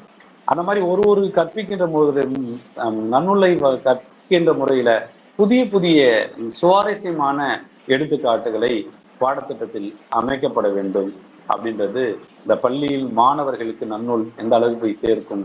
உதாரணத்துக்கு பார்த்தீங்கன்னா, நம்ம எல்லா நிலையுமே உதாரணமா வேல் ஒட்டெழுத்து குறைந்தால் என்ன ஆயிடும் அப்படின்னு பார்த்தோம்னு சொன்னா, வேலை தந்தான், வேல் தந்தான், வேலை தந்தான், வேற்றுமை ஒரு வேற்று வந்தா என்ன பொறுமை வருகிறது, மாறுபடுகிறது அல்லவா அப்படின்னு நம்ம மாணவர்கிட்ட சொல்கின்ற நிலையில சில விருப்பத்தின் பேர்ல சில சுவாரஸ்யமான தகவல்களை இணைத்து பேசுகின்ற போது அவன் அதை மாணவனுடைய மனநிலை 8ஆம் வகுப்பு 9ஆம் படிக்கிற அந்த பதின்ம பருவ பையன் எளிமையா அதை உள்வாங்குவான் என்கின்ற எண்ணம் எனக்கு உண்டு. நிறைய உரையாசிரியர்கள் தவறின்றி பிழையின்றி தமிழ் எழுதுகின்ற முயற்சியில சொல்லிக் கொடுக்கும்போது சொல்லுவாங்க, நடிகை ரமா காலை தூக்க மாத்திரை சாப்பிட்டால், அதே தொடர்ல நடிகை ரமா காலை தூக்க மாத்திரை சாப்பிட்டால் அப்படின்னு எழுதுவாங்க. காலை தூக்க மாத்திரை சாப்பிட்டால் காலையில தூங்குறதுக்கு மாத்திரை சாப்பிட்டாங்களா, இல்ல காலை தூக்குவதற்கு ஏதோ அடிப்பட்ட அந்த காலை தூக்குவதற்காக அவங்க மாத்திரை சாப்பிட்டாங்களா? அப்ப அந்த காலை தூக்கி அந்த இத்து என்ன மாதிரியான பொருளை வேறுபடுத்தி காட்டுகிறது என்று அந்த 8ஆம் 9ஆம் வகுப்பு படிக்கக்கூடிய அந்த 11 பருவமானதுன்னா ஒரு வகையான ஈடுபாடு. இது போன்ற சொற்காடல்களை இப்ப பல ஆசிரியர்கள் வகுப்பறைகளை பயன்படுத்துவதை நாம் அறிய முடிகிறது. இந்த நிலையை நோக்க நாம மேல்நிலை பள்ளி பாடத்திட்டத்துக்குள்ள வந்தோம் சொன்னா, ஏறத்தாழ நாங்கள் படித்த, நாம் பெரும்பாலும் நம்ம எல்லாம் அந்த காலகட்டத்தில் படித்த அந்த 2 பாடமுறை, தமிழ் இலக்கணத்துக்கு ஒன்று, உரைநடை இலக்கியத்துக்கு ஒன்று, இலக்கணத்துக்கு கொள்கின்ற முறை முற்றொழித்துமாய் ஒழிக்கப்பட்டு விட்டது. 2006 to 2007 நினைக்கிறேன் அந்த சரியா அந்த ஆண்டுகள்ல. அதுக்கப்புறம் பாடத்திட்டங்களில் வெவ்வேறான மாறுதல்கள் வந்தன. அரசுடைய கொள்கை முடிவின்படி சமச்சீர் கல்வி வந்தன. இவையெல்லாம் பாடத்திட்டத்துல மிகுந்த மாற்றத்தை ஏற்படுத்தது. அந்த அடிப்படையில மேல்நிலை பள்ளியில பாத்தீங்கன்னு சொன்னீங்கன்னா, மொழி முதல் மொழி இறுதி எழுத்துக்கள் என்னென்ன என்கின்ற இலக்கணத்தை கற்பிக்கிறாங்க. புணர்ச்சி உயிரீற்று புணர்ச்சி, மெய்யீற்று புணர்ச்சி, உயிர் முதல் மெய் முதல் எழுத்துக்களுடைய அடிப்படை புணர்ச்சி, சொற்களுடைய அடிப்படை புணர்ச்சி, குற்றியலுகிற இரு, இவற்றையெல்லாம் மிக தெளிவாகவே நன்னூலார் நூற்பாவல் வாயிலாக அந்த மேல்நிலைப்பள்ளி பாடத்தில் இருக்கின்றன. புணர்ச்சி விதிகள், அது உயிர்ற்று புணர்ச்சி, உடன்படுமை புணர்ச்சி, குற்றுலுகிற புணர்ச்சி, முற்றுலுகிற புணர்ச்சி, இயல்பு இரு, விதி இரு, இவையெல்லாம் பூப்பெயர் புணர்ச்சி, இவற்றையெல்லாம் நூற்பாக்களோட நமக்கு நன்னூல் நூற்பாக்களோடையே பாடம் கற்பிக்கப்படுகிறது. அந்த வகையில மேல்நிலை பள்ளியில் நன்னூலாராகவே இருக்கிறார் என்கின்றதுதான் இங்கே விளங்க வேண்டியதாக இருக்கிறது. நன்னூல் நூற்பாவையே சொல்லி அதற்கான விதிகளை அவர்கள் வழங்கியிருக்கிறார்கள். மேலும் இந்த மேல்நிலை பள்ளியில பார்த்தீங்கன்னு சொன்னீங்கன்னா படைப்பாக்க உத்திகள் அப்படின்ற ஒரு உத்தியை தற்போதைய பாடத்திட்டத்துல அமைக்கப்பட்டிருக்கு. அது எல்லா தொல்காப்பிய படைப்பாக்க உத்தியா இருந்தாலும் நன்னூலாக இருந்தாலும் இயல்பாகவே அந்த படைப்பாக்க உத்திகள்ல உவமை, உருவகம், உள்ளுணர்ச்சி என்கின்ற இலக்கிய புலமைக்கான வாய்ப்பை மாணாக்கர்களுக்கு அதை தருகிறது. படைப்பாக்கத்துக்கு ஊக்குவிக்கின்ற பயிற்சியும் மேல்நிலை பள்ளியில இருப்பது நேரடியாகவே நமக்கு மகிழ்ச்சி தரக்கூடிய விஷயமா இருக்கு. இன்னொரு பக்கம் பார்த்தீங்கன்னா இந்த படைப்பாக்க உத்திகள் கூட படைப்பாற்றலை மேம்படுத்துவதற்கு ஏற்றி பழகலாம் அப்படின்னு சொல்லிட்டு ரொம்ப வியப்பாவே இருக்கு. ஏன்னு சொன்னா ஒரு இளநிலை தமிழ் பட்டப்படிப்பு படித்த இல்ல முதுகலை பட்டப்படிப்பு படித்த மாணவர்களாலேயே முடியாத நிலையில ஆசிரியர் பாவல் அமைந்த படைப்பு, சீர்தலை போன்ற விஷயங்கள் எல்லாம் கொண்டு படைக்கின்ற ஒரு முயற்சியை பள்ளி கல்வி நமக்கு வழங்குது. இதுல ரெண்டு வகையை நாம் பார்க்க வேண்டியிருக்கிறது. ஒன்று, அது சிரமமான விஷயம் என கடந்து விடாமல் 10 மாணவர்ல ஒரு 2 மாணவர் அதை பற்றி தெரிந்து கொள்வார், இதனால் நமக்கு மரபு வழி இலக்கணங்கள், இலக்கியங்கள், படைப்புகள் கிடைக்கும் அப்படின்ற அந்த உத்வேகம் மேல்நிலை பள்ளி மாணவருக்கு கிடைக்கும். அதன் மூலமா ஒரு படைப்பாற்றல் வைந்த ஒரு இளைஞனை உருவாக்க முடியும் என்கிற நம்பிக்கை அரசுக்கும் தமிழ் சான்றோர் பெருமக்களும் இருந்த காரணத்தினால் இத்தகைய படைப்புகள் எல்லாம் அதில் இடம்பெற்றிருக்கிறது என்பதை நாம் பார்க்க வேண்டியிருக்கிறது. பாயற்றி பழகலாம் என்பது பாவுக்கான இலக்கணங்களையும் நமக்கு நேரடியாகவே நன்னூலாருடைய இலக்கணங்களை பேசுகின்றன. ஆசிரியர் தலை, ஆசிரியர் பாவின் பொது இலக்கணம், ஆசிரியர் பாவுடைய வகைகள், இவையெல்லாம் ஆசிரியர் விருத்தம், அரிசிர் கழிநடி ஆசிரியர் விருத்தம் அமையும் முறை அப்படிலாம் சொல்லி இந்த இலக்கணத்தின் ஊடே இலக்கியம் கட்டமைப்பதற்கான முயற்சியையும் பள்ளிக்கல்வித்துறை மேல்நிலை பள்ளி பாடத்திட்டம் நமக்கு வழங்குது. அடுத்ததாக ஆக்கப்பெயர்கள் என்கின்ற நிலையில புதுமை ஆக்கங்களை தமிழ் அறிவு சார்ந்த இலக்கண புலமையோடு அமைக்கின்ற முறையை இந்த ஆக்கப்பெயர்கள் நமக்கு கட்டமைத்திருக்கிறது. 2013ஆம் ஆண்டு சமச்சீர் பாலக்கல்வி திட்டத்துடைய தொடர்ச்சி நீட்சியில 6ஆம் வகுப்புலேருந்து அறிவியல் தமிழ் என்கின்ற ஒரு புத்தகத்தை எல்லா பள்ளிகளிலும் கொடுக்க ஆரம்பிச்சாங்க. அதுல கலைச்சொற்கள் அப்படின்னு கொடுக்க ஆரம்பிச்சாங்க. கலைச்சொற்களுடைய முக்கியத்துவமும் அது மொழி அறிவுக்கும் இலக்கண அறிவுக்கும் எத்தகைய பயனளிக்கும் என்கின்ற விஷயத்தையும் பார்க்க முடிஞ்சிச்சு. இந்த கலைச்சொல்லை ஆக்கத்துல நமக்கு பெரும் சிக்கல் என்ன அப்படின்னு கேட்டீங்கன்னா, அறிவார்ந்த பல்கலைக்கழகங்கள், அறிவார்ந்த ஆசிரியர் பெருமக்கள் குழுக்கள் எல்லாம் இருந்தும் கூட தமிழில் மிகப்பெரிய ஒரு இடர்பாடு எதுவாக கருதப்படுகிறது என்று சொன்னால் இந்த கலைச்சொல்லாக்கம் ஆளாளுக்கு அவங்கவுங்க விருப்பத்துக்கு நம்ம ஒன்று ஆக்கிக்கிறோம். இதுதான் இங்க நமக்கு பெரிய சிக்கலாகவே இருக்கிறது. ஒரு ஒரு ஒரு ஆங்கிலத்தில் இல்ல மேலை நாட்டார் கண்டுபிடிக்கப்பட்ட ஒரு பொருண்மைக்கு, ஒரு சாதனத்திற்கு ரெஃப்ரிஜிரேட்டர் அப்படின்னு சொல்லிட்டாங்க அப்படின்னு சொன்னா பெரும்பாலான மொழிகள்ல ரெஃப்ரிஜிரேட்டர் ஸ்பெல்லிங் தான் மாறுது. சைனீஸ்ல ஒண்ணு, பைனீஸ்ல ஒண்ணு மாறுது, சைனீஸ்ல ஒண்ணு மாறுது, லத்தீன் அமெரிக்க சொற்கள் தான் மாறுகிறது. அதான் பொறுமை மாறுதில்ல ரெஃப்ரிஜிரேட்டர். ஆனா நாம அதை கலைச்சொல்லாக்குன்ற போது ஆளாளுக்கு ஒண்ணு ஆக்கிக்கிறோம். குளிர்வாங்கி, குளிர்சாதன பெட்டி, குளிர்பான் அப்படின்னு ஆக்கிக்கிறோம். இந்த சிக்கலை தவிர்க்கணும் அப்படின்றது ஒருமைப்பட்ட கலைச்சொற்களை உருவாக்க வேண்டிய நோக்கத்தை மாணவர்களுக்கு தெரியப்படுத்துறதா இருக்கு. அஞ்சலகம், அஞ்சல் நிலையம், இந்த மாதிரியான இரட்டை நிலை சொற்கள், இது எதை பயன்படுத்துவது, எது தவறான சொற்கள், எது சரியான சொற்கள் என்பதையெல்லாம் பொது வழியில் மக்களுக்கிடம் புழக்கத்தில் விட்ட பிறகு நாம் வடிகட்டுவது என்பது சாத்தியப்படாத விஷயம். அப்ப நம்ம புதுமையான ஒரு சொற்களை ஆக்கி வழங்குவதற்கு முன்பு ஆற்றல் வாய்ந்த பேராசிரியர் பெருமக்கள், அறிவுசார் சமூகத்தில் வாழக்கூடிய சான்றோர் பெருமக்கள், பல பல்கலைக்கழகங்கள் ஒருங்கிணைத்து ஒரு சொல்லுக்கான கலை சொல்லாக்கம் இதுவாகத்தான் இருக்கும் என்கின்ற அங்கீகரிக்கப்பட்ட ஒரு படிவத்துல வெளியிட்டாதான் இந்த கலை சொல்லாக்கங்கள் நிலையாக இருக்கும், பள்ளி மாணவர்களிடையே ஒரு தாக்கத்தை ஏற்படுத்தும் என நான் கருதுகிறேன். ஏன் என்று சொன்னால், எப்படி நம்ம ஒரு புவிசார் குறியீடுக்கு ஒரு பொருளுக்கு வழங்குகின்ற போது முறையான படிமத்தில் அங்கீகரிக்கப்படுகிறதோ, அதுபோல ஒரு கலை சொல்லாக்கம், ஒரு சொல் அந்த சொல்லுக்கான பொருண்மையை எந்த பகுதியிலும் நல்லோரா சொல்லுகின்ற போது இருக்கிற எல்லா நாடுகளிலும் எல்லா மக்களும் புழங்குற சொற்களாக இருக்க வேண்டும் என நான் கருதுகின்றேன். ஆய்வாளர்களுக்கும் ஆண்டோர்களுக்கும் ஒரு வினா எழும். அது அப்படிலாம் வர்றதுக்கு வாய்ப்பே இல்லையே. ஒரு பகுதியிலும் ஒரு பகுதி சொற்களை தானே பயன்படுத்துவாங்க. அங்க பாத்தீங்கன்னா வெள்ளம் அவங்க இங்க தண்ணீர்வாங்க, அது வெவ்வேறு தானே பயன்படுத்துவாங்க. நான் மீள பதிவு செய்வது என்னன்னு சொன்னா, நம்மோடு இருந்த சொற்களை, புழக்கத்தில் இருக்கிற சொற்களை ஒற்றை சொற்களாக்க வேண்டும் என்பது கலை சொல்லாக்கத்துடைய நோக்கமாக நான் கருதல. வேற்று மொழி சொற்களால் இருந்து வருகின்ற அந்த சொற்களுக்கு ஒற்றை சொல்லாடலால், ஒற்றை கலை சொல்லாக்கலால் நாம் அனைவரும் பயன்படுத்தினால் மேலும் மேலும் தமிழுக்கான கலை சொல்லாக்கம் புதிய பொருண்மை தரும் என்கின்ற நிலையில நான் இந்த பாடத்திட்டத்தில் அமைக்கப்பட்டிருக்க மேல்நிலைப் பள்ளி பாடத்திட்டத்தில் அமைக்கப்பட்டதை நான் கருதுகிறேன். இன்னொரு பக்கம் பார்த்தீங்கன்னா, இந்த மேல்நிலைப் பள்ளியிலேயே மெய்ப்பு திருத்து குறியீடுகள் அப்படின்னு சொல்லி அச்சுப்படி திருத்தும் பணியையும் பள்ளி பாடத்துல வைத்திருக்கிறார்கள். நமக்கு எல்லா இலக்கண நூலாசிரியர்களும் இடுகுறி, புள்ளி, அரை புள்ளி, கால் புள்ளி அப்படின்னு சொல்லி இருக்குது. நம்மகிட்ட என்ன பெரிய சிக்கல்னு கேட்டீங்கன்னா, ஒற்றெழுத்து மிகவும் மிக இடங்களே பல சிக்கல் இருக்கு. ஒவ்வொரு ஆசிரியர் மரபும் வெவ்வேறான கருத்தாடலை வச்சிருக்கு.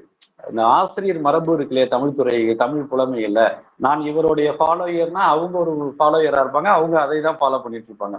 இன்னொருத்தவங்க அவங்க ஃபாலோயரா இருப்பாங்க, அவங்க தான் பயன்படுத்திட்டு இருப்பாங்க. அப்ப இந்த மெய்ப்பு திருத்த பணி உண்மையாலுமே மாணவர்களுக்கு பள்ளி பாடத்தில் வைத்திருக்கின்றது இலக்கணம் வரவேற்கத்தக்க வேண்டிய ஒன்று தான். ஏன்னு சொன்னா, நம்ம ஆய்வாளர்கள் பல பேர் தெரியும். நம்ம எவ்வளவோ ஆய்வு கருத்து எழுதுவோம், யார்த்தையோ திருத்தத்தை கொடுத்துட்டு உட்காந்துருப்போம். அவர் எப்ப திருத்தி தருவாரோ அப்படின்னு காத்திருப்போம். அந்த நிலையில மெய்ப்பு திருத்துடைய அடிப்படையான விதிகளை நமக்கு மேல்நிலைப்பள்ளி மேல்நிலைப்பள்ளி இலக்கண வாயிலாக கற்றுத்தருகிறது. பின்னாளில் அவன் வேலை வாய்ப்பு பெறுவதற்கான ஒரு வழியாகவும் இதை நாம் கருத முடிகிறது. ஏனென்று சொன்னால், தமிழ் இலக்கிய பரப்புகளில் மெய்ப்பு திருத்திய எத்தனையோ பெரிய ஜாம்பவான்களை நாம் அறிவோம், படைப்பாளிகளை நாம் அறிவோம். அப்ப இந்த மெய்ப்பு திருத்துகின்ற பணி ரொம்ப முக்கியமான ஒரு காலகட்டத்தோடு நிர்ணயிக்கப்பட்டிருக்கிறது பள்ளிக்கல்வியில் என்பதில் நம்ம பெருமைப்பட வேண்டிய விஷயமாகத்தான் இருக்கிறது.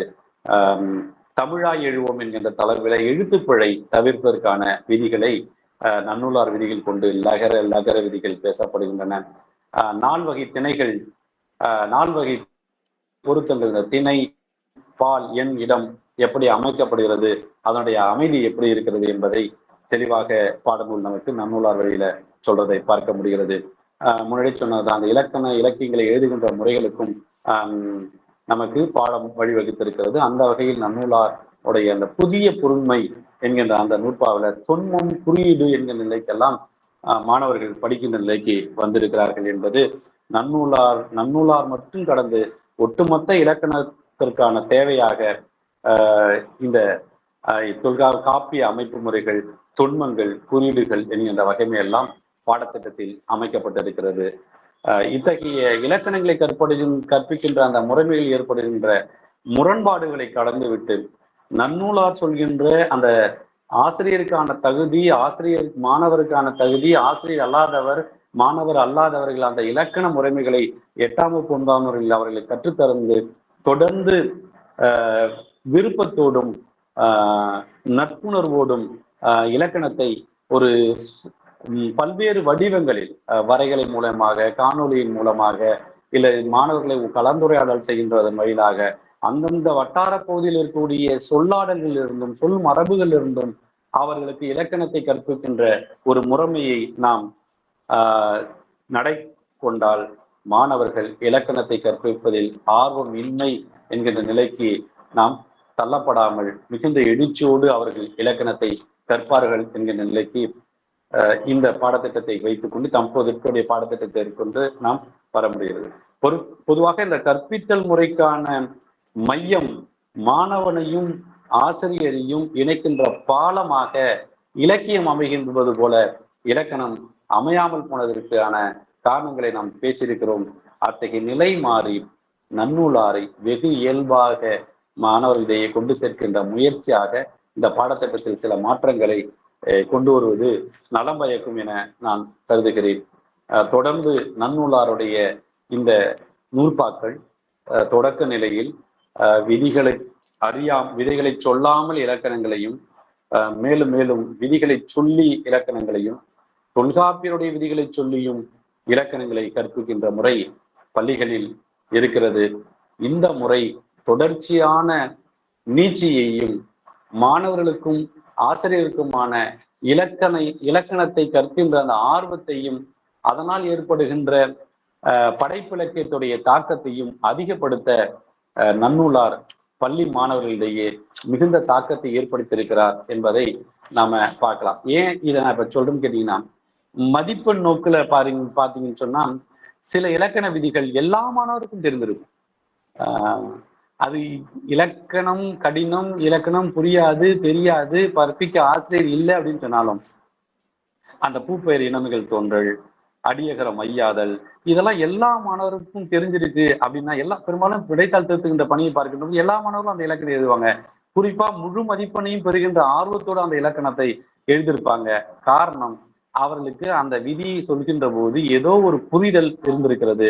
அந்த புரிதல் அந்த ஆசிரியராலவோ அல்லது அவர் சார்ந்த சமூகத்தாலேயோ அவருடைய சமூக கட்டமைப்பில் பயன்படுத்திய பொருண்மையினாலவோ புரிந்திருக்கிறது.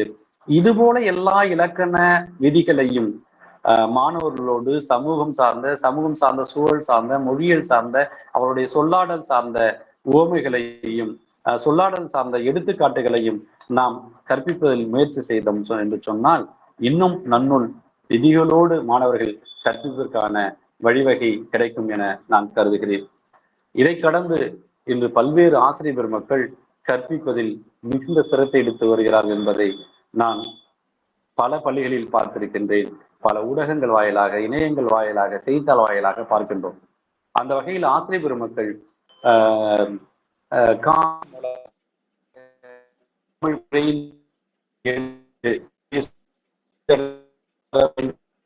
என்பது எல்லாம் அந்த முறையை பார்க்கின்றோம். நான் தொடக்கத்தில் சொன்னது போல பள்ளி பாட இலக்கணங்களை கற்பிப்பதற்கான வலைதளங்கள் மிகுதியாக இருக்கின்றன.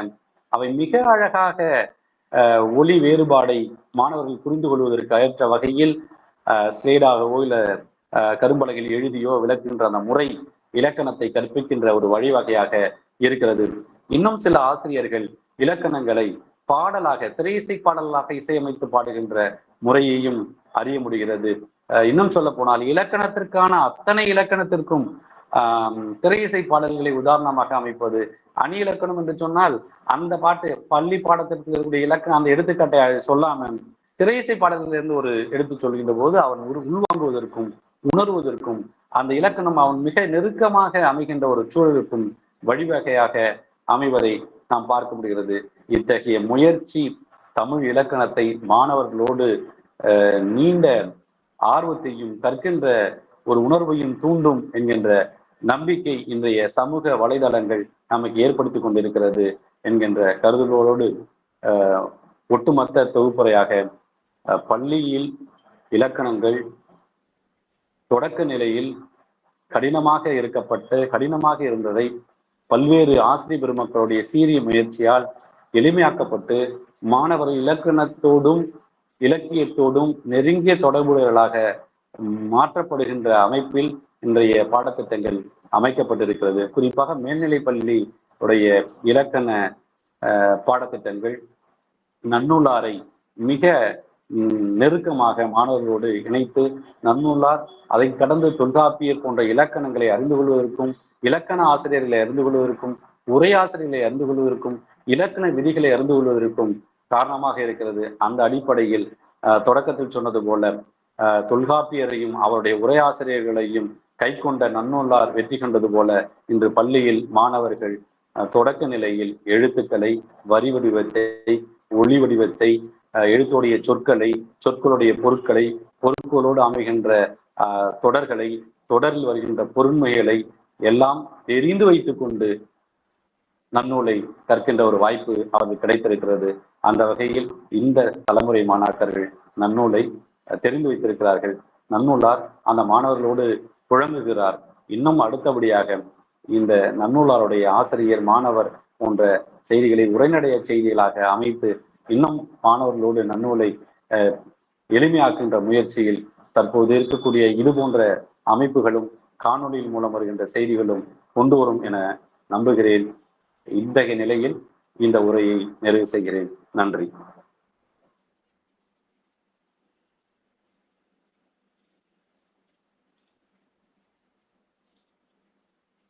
ஐயா ஐயா, மிக்க நன்றிங்க ஐயா.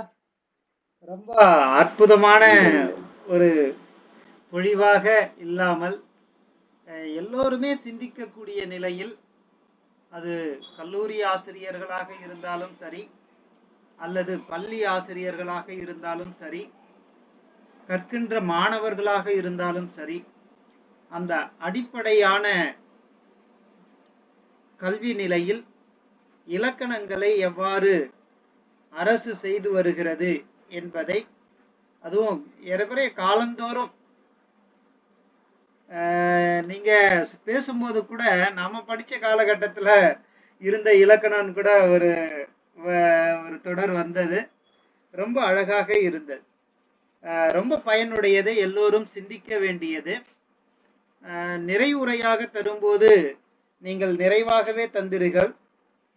தங்களுடைய தொடக்கம் ரொம்ப அற்புதமான ஒரு உந்துதலை ஏற்படுத்தியது.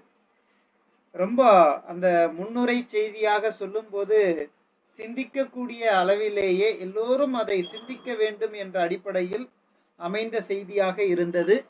மிக்க நன்றிங்க ஐயா. சான்றோர் பெருமக்களே, வாருங்கள், கலந்துரையாடுவோம்.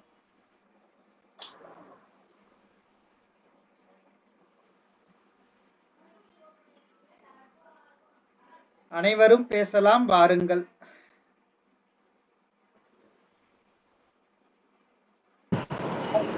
வணக்கம் சார். யாரோ பேசுறாங்க? சரிங்க சார், அடுத்து பேசுறேன். 2 பேருமே தொடங்கினாங்க, 2 பேருமே நிறுத்திட்டாங்க. நீங்க பேசுங்கன்னு அதை விட்டு கொடுக்கிற தன்மை, இப்படி 2 பேரையுமே பேசத்தை நிறுத்திட்டாங்க. ஐயா வணக்கம். ஐயா வணக்கம் ஐயா. மிக அருமையான பதிவுங்க ஐயா. நீங்க சொல்ற மாதிரி இலக்கணத்துல உள்ள ஆதங்கம்லாம் நல்லா அழகா வெளிப்படுத்தினீங்க. நீங்க சொல்ற மாதிரி தாங்க நானும் வருத்தப்படுறேன். ஆனால் இந்த பள்ளி இதில் பார்த்தீங்கன்னா என்ன சொன்னால், அந்த கரஸ்ல படிச்சுட்டு நிறைய பேர் என்ன சொன்னால் இலக்கண அடிப்படை இதே தெரியாமல் நன்னூல் அவங்களுக்கு இப்போ கொடுத்துருக்கும் போது அந்த விதிகள் தெரியாமையே என்ன செய்கிறாங்க அப்படின்னு சொன்னால் நிறைய இடத்துல வந்து தவறு செய்கிறாங்க. நீங்கள் சொல்கிற மாதிரி என்ன அப்படின்னு சொன்னால், அது நேரடியாக நம்ம பயிற்சி பெற்றிருந்துச்சுன்னா கொஞ்சம் நல்லா இருந்திருக்கும். நிறைய பேர் வந்து பார்த்திங்கன்னா, சில பேர் வந்து பார்த்திங்கன்னா இது மாதிரி நம்ம ஆசிரியர்கள் இது மாதிரி கேட்குறாங்க, இது மாதிரி இலக்கண விதிகளை இது எப்படி பொருத்தி காமிக்கிறது, உதாரணத்தை சொல்லி இது மாதிரி கேட்குறாங்க. அப்போ அது கேட்டு நடத்தினா கூட பரவாயில்ல. தெரியாமல் நிறைய பேர் என்ன செய்கிறாங்க அப்படின்னு சொன்னால், அப்படியே இந்த 100 ரூபாய் படிச்சுட்டு அது எப்படிங்கிறது பொருத்தி காமிக்காமல் இருக்காங்க. அது வந்து ரொம்ப வருத்தத்தக்கதாக இருக்குதுங்க ஐயா. நீங்கள் அன்றைய நிலையும் இன்னைக்கு வந்து எப்படி நம்ம பாடம் நடத்தணும் மாணவர்களுக்கு அப்படின்னு சொல்லி அழகாக அந்த நிலைகளை விளக்கி சொன்னீங்க ஐயா. ரொம்ப மிக அருமையான உரை ஐயா. வாழ்த்துக்கள். நன்றிங்கம்மா.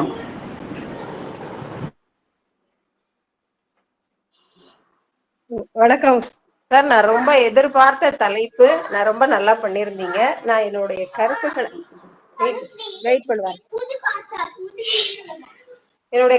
மட்டும் நான் இங்க பதிவு செஞ்சுக்கிறேங்க சார். அதாவது பள்ளிகள்ல இலக்கண கல்வியில இருக்கக்கூடிய தொடக்க காலத்துல இருந்த ஒரு போதாமை இப்போ வந்து நம்மளுடைய பாடத்திட்டத்துல வரவேற்க தகுந்த நிறைய நிகழ்ச்சிகள், நிறைய பகுதிகள் சேர்க்கப்பட்டிருக்கு அப்படிங்கறதெல்லாம் வந்து நம்ம நினைச்சு பெருமை அடையக்கூடியது. இன்னும் நம்ம அதோட நின்றக்கூடாதுங்கிறதையும் தாண்டி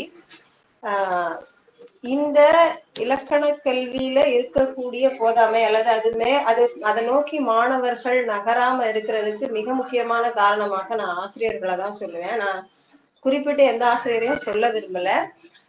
நம்ம பிள்ளைங்களுக்கு வந்து மொழியை ஆசிரியர்கள், பெற்றோர்கள் தான் வந்து முதல்ல அறிமுகப்படுத்தினாலும் அவங்க வந்து ஒரு மொழியில புலமை அடைகிறதுக்கு மிக மிக முக்கியமான பங்கு ஆசிரியர்களுக்கு உண்டு.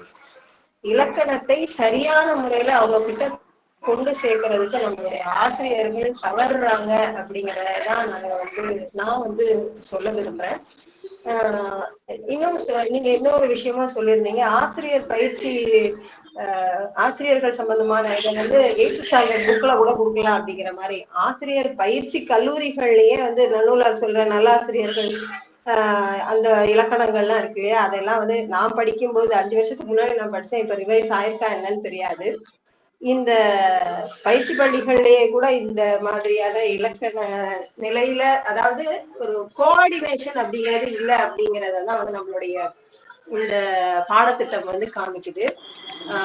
ஹையர் செகண்டரியை பொறுத்த வரைக்கும் நம்ம எதிர்பார்க்கிற மாதிரியான படைப்பு சார்ந்த பதிப்பு சார்ந்த நிறைய விஷயங்களை இன்னோவேட்டிவா உள்ள கொடுக்குறாங்க.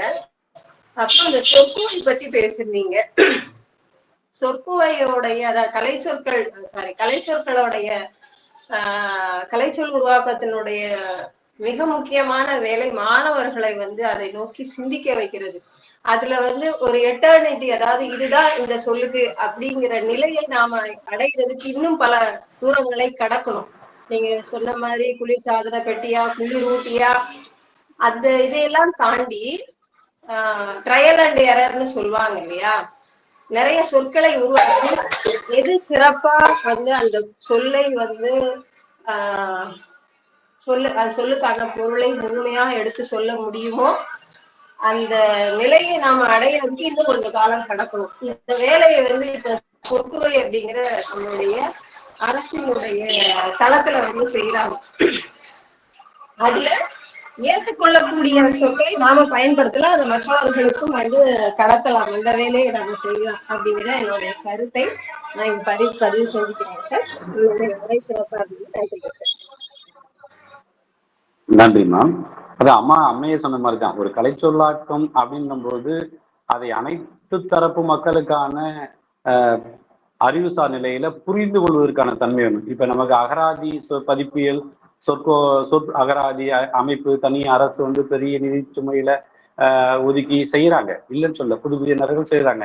இன்னைக்கு நம்ம பயன்பாட்டுல பாத்தீங்கன்னா நம்ம தமிழ்ல பயன்படுத்தும் போது அலைபேசி சொல்றோம், செல்லிடபேசி சொல்றோம், இப்படி நிறைய வார்த்தைகள் நம்ம பயன்படுத்திட்டு இருக்கிறோம். அப்ப இந்த மாதிரி நிலைகள் மாறணும் அப்படின்னா நமக்கு வந்து ஒரு அமைப்பா ஒரு பல்கலைக்கழகம் 4 பல்கலைக்கழகம் ஒன்றா இணைஞ்சு, ஏன்னா கல்வியாளர்கள் வந்து பேராசிரியர்களாக தான் இருக்கணும்னு அவசியம் இல்லை. அவன் கடைநிலையில ஏதோ ஒரு தொழிலாளியா கூட இருந்துட்டு இருப்பான். அவனுக்கு இருக்கிற அந்த மொழி அறிவு, அந்த பொருண்மை அறிவு எல்லாருக்கும் கிடைக்கணும். அப்ப நான் வந்து அதான் நம்ம முன்னாடி சொன்னேன், எப்படி நம்ம வந்து ஒரு பொருளுக்கு புவிசார் குறியீடு கேட்பதற்கு அனைத்து விதிகளையும் கடைபிடிக்கிறோமோ அந்த மாதிரி ஒரு சொல்லாட புதிய கலைச்சொல்லாக்கத்துக்கு அனைத்து நிலையிலையும் கடைபிடிச்சு ஒரு சொல்ல நம்ம கொடுத்துட்டோம்னு சொன்னா அது மக்களிடையே பெரிய பயன்பாட்டு பொருளாயிடும், மாற்று பொருண்மை வராது.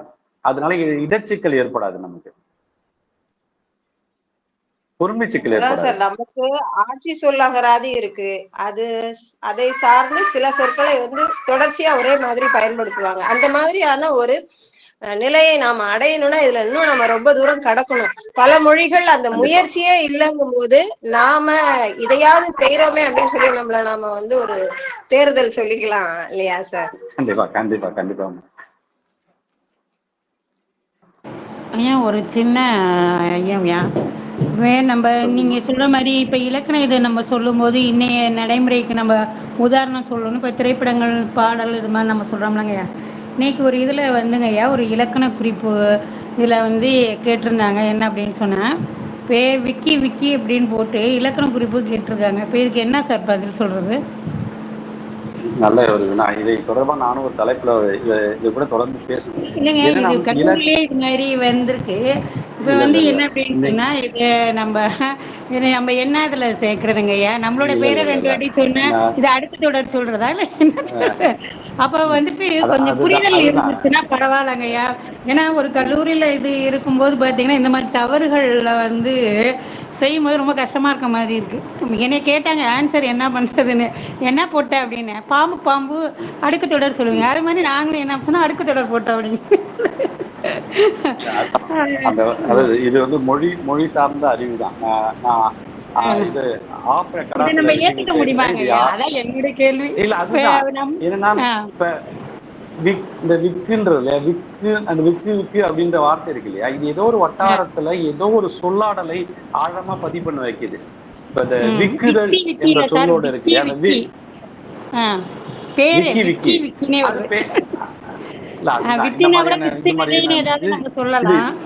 ஆஹ் நமக்கு இலக்கண தொல்காப்பியர் காலகட்டத்தில இருந்து இந்த மாதிரியான விஷயங்களும் வந்திருக்கு. அதாவது காலந்தோறும் ஏற்படுகின்ற அந்த புதிய சொற்களும் மொழி மாற்றமும் பொருண்மை. இப்ப நம்ம நம்ம நம்ம உதாரணத்துக்கு இது நேரத்தை வீணாக்க நினைக்கல உங்களுடைய வேறத்தை நம்ம உதாரணம் சொல்ல பாருங்களேன். இன்னைக்கு ஒரு சொற்றொடர் அந்த சொற்றோடைய பொறுமையை வேறொரு சொற்றொடரால் பதிய வைக்கிறோம். இயல்பா நம்ம ஏதாவது பேசும்போது படபோச்சேன்றான்,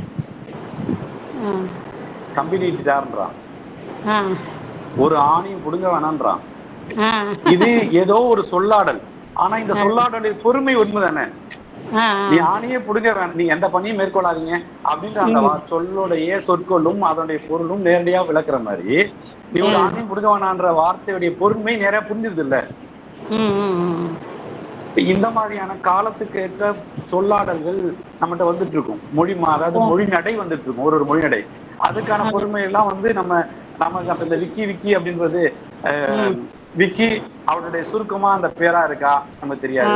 இல்ல விக்குதல் என்பதுக்கு வினை எச்சமா இருக்கா நமக்கு தெரியாது. இதான் சொல்றேன். சபை சபை மரபுகளை மீறி ஒரு விஷயம் சொல்றேன். நானு நம்ம இலக்கணத்திலே பல சிக்கல் இருக்கும். நீங்க உங்க பாட புத்தகத்துல இந்த சொல்லுக்கு எச்சமாவே வச்சுக்கலாம்னு வச்சுக்கோங்களேங்க. இப்ப விக்கி விக்கிங் போது அப்படி என்ன எச்சமா நம்ம இது பண்ண முடியுங்க? வினையச்சம் தான் இருக்கணும். வினையச்சமா இருக்கும்னா நம்ம ரெண்டு சொல் வரும்போது முன்னாடி உள்ளதை வச்சு தானங்க நம்ம வினையச்சம் ஒரு சொல்ல முடியும். நம்ம இது ரெண்டும் ஒரே சொல்ல இருக்கும்போது சொல்லுங்க சொல்லுங்கம்மா. இல்லைங்க, ரெண்டு சொல்லும் வரும்போது அங்க வினையச்சமா எப்படி நம்ம சொல்ல முடியும்? ரெண்டு சொற்கள் வரும்போது நம்ம முன்னாடி உள்ளது பெரும்பாலும் வினையச்சமா நமக்கு இருக்கும். புரியுது புரியுது. நீங்க சொல்ற அந்த அடுக்கு தொடர் நிலைப்பாட்டுக்கு அந்த ஒற்றை விக்கின்ற வார்த்தையை வைத்துக்கொண்டு நான் சொல்லிட்டு இருக்கிறேன். நான் சொல்றேன், நான் அன்பார்லிமெண்ட் வேர்ட்ஸா சொல்றேன். நம்முடைய இலக்கணங்களே சில இடங்கள்ல நமக்கு ஆகு பேர்லாம் நிச்சயமா பொறுமை தருதா? எல்லா ஆகு பேர்களும் ஒரு மனசாட்சி தொட்டு ஒருவேளை ஆழங்கால் பட்டு ஆகு பேரில் ஆழங்கால் பட்ட அறிவு சார்ந்த பெருமக்கள் நம்முடைய மதிப்பிற்குரிய தொடக்க நிலையில இருந்த முனைவர் திருஞான சம்பந்தம் ஐயா போன்றவர்கள்லாம் இந்த அரங்கத்துல இருந்தா என்னுடைய குறை தெரியலப்பா அது சரியில்லைன்னு சொல்லலாம். ஆனா நான் இதை உணர்றேன், மற்ற ஆசிரியர் உணர்றாங்க. ஆகுதெல்லாம் நம்முடைய தேவைக்காக புரிய வைக்கிறதுக்காக பயன்படுத்திட்டு இருக்கிறோம். தர இடவாக வேறு காலவாக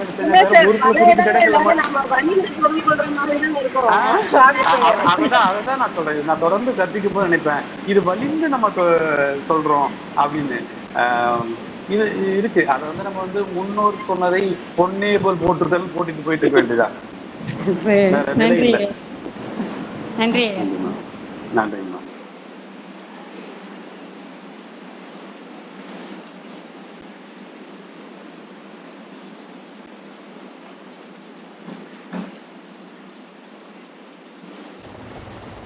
வணக்கம் ஐயா.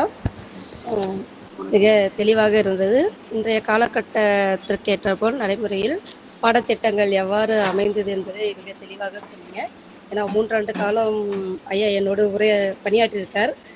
மாணவர்களுக்கு எல்லாம் பிடிச்சவர் சஞ்சய் சார் அப்படின்ற அளவுக்கு அவரோட பாடம் இருக்குன்றது எனக்கு தெரியும்.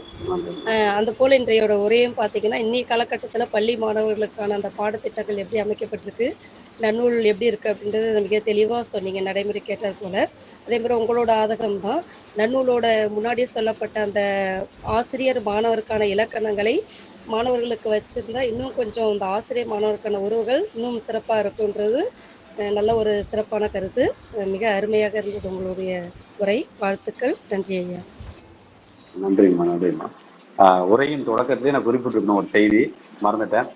மதிப்பிற்குரிய அந்த ஈழத்தமிழர் காயத்ரி அம்மையார் அவர்கள் தொடர்ந்து நூற்பாக்களை பாடலாக வழங்கி வந்தார். நான் தொடர்ந்து முழு அரங்கத்தில் இடம்பெறவில்லை என்றாலும் தொடக்க நிலையில் அம்மையாருடைய அந்த இசைத்தமிழை கேட்பதற்கு இணைவேன். இன்னைக்கு அவருக்கு வாய்ப்பு தராமல் போனதற்காக நான் வருந்துகின்றேன். இது ஒளிநாடாக்களாக ஒரு சில பாடல்களை எங்களுக்கு வழங்கினால் மிக்க நன்றியாக இருக்கும்மா.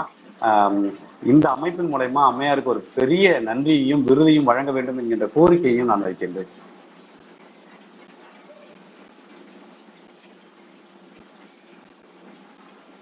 மிக்க நன்றிங்க ஐயா. அவங்களுக்கு ஏற்கனவே தீர்மானித்து விட்டது, ஏற்கனவே அவர்களுக்கு விருது வழங்கப்பட்டு விட்டது. என்ன முறையாக வழங்கல, அதெல்லாம் நம்ம நிறைவு விழாவில் நிறைவா செஞ்சிருவோங்க ஐயா. நன்றிங்க, நன்றிங்க. ஒளிநாடாகவும் அவங்க தர்றதுக்கு தயாரா இருக்கிறாங்க. கொஞ்சம் முனைவர் பட்டதுனால அப்படியே போயிட்டு இருக்கிறாங்க. அவங்க சென்னை வரும்போது அவங்கள விடுறதா இல்லை. அவங்களுக்கு அதுக்குரிய ஏற்பாடெல்லாம் செய்து ஒளிநாடா பதிவு செய்வதற்கு ரொம்ப முயற்சி மேற்கொண்டிருக்கிறாங்க ஐயா. நன்றிங்க, நன்றிங்க. சீரிய முயற்சி.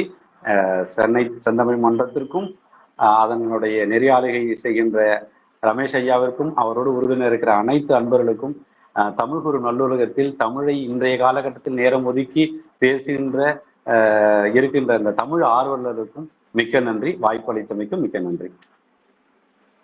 சான்றோர் பெருமக்களே, வேறு யாராவது பேச விரும்பினால் பேசலாம், இல்லை என்றால் நிறைவுக்கு வந்து விடலாம்.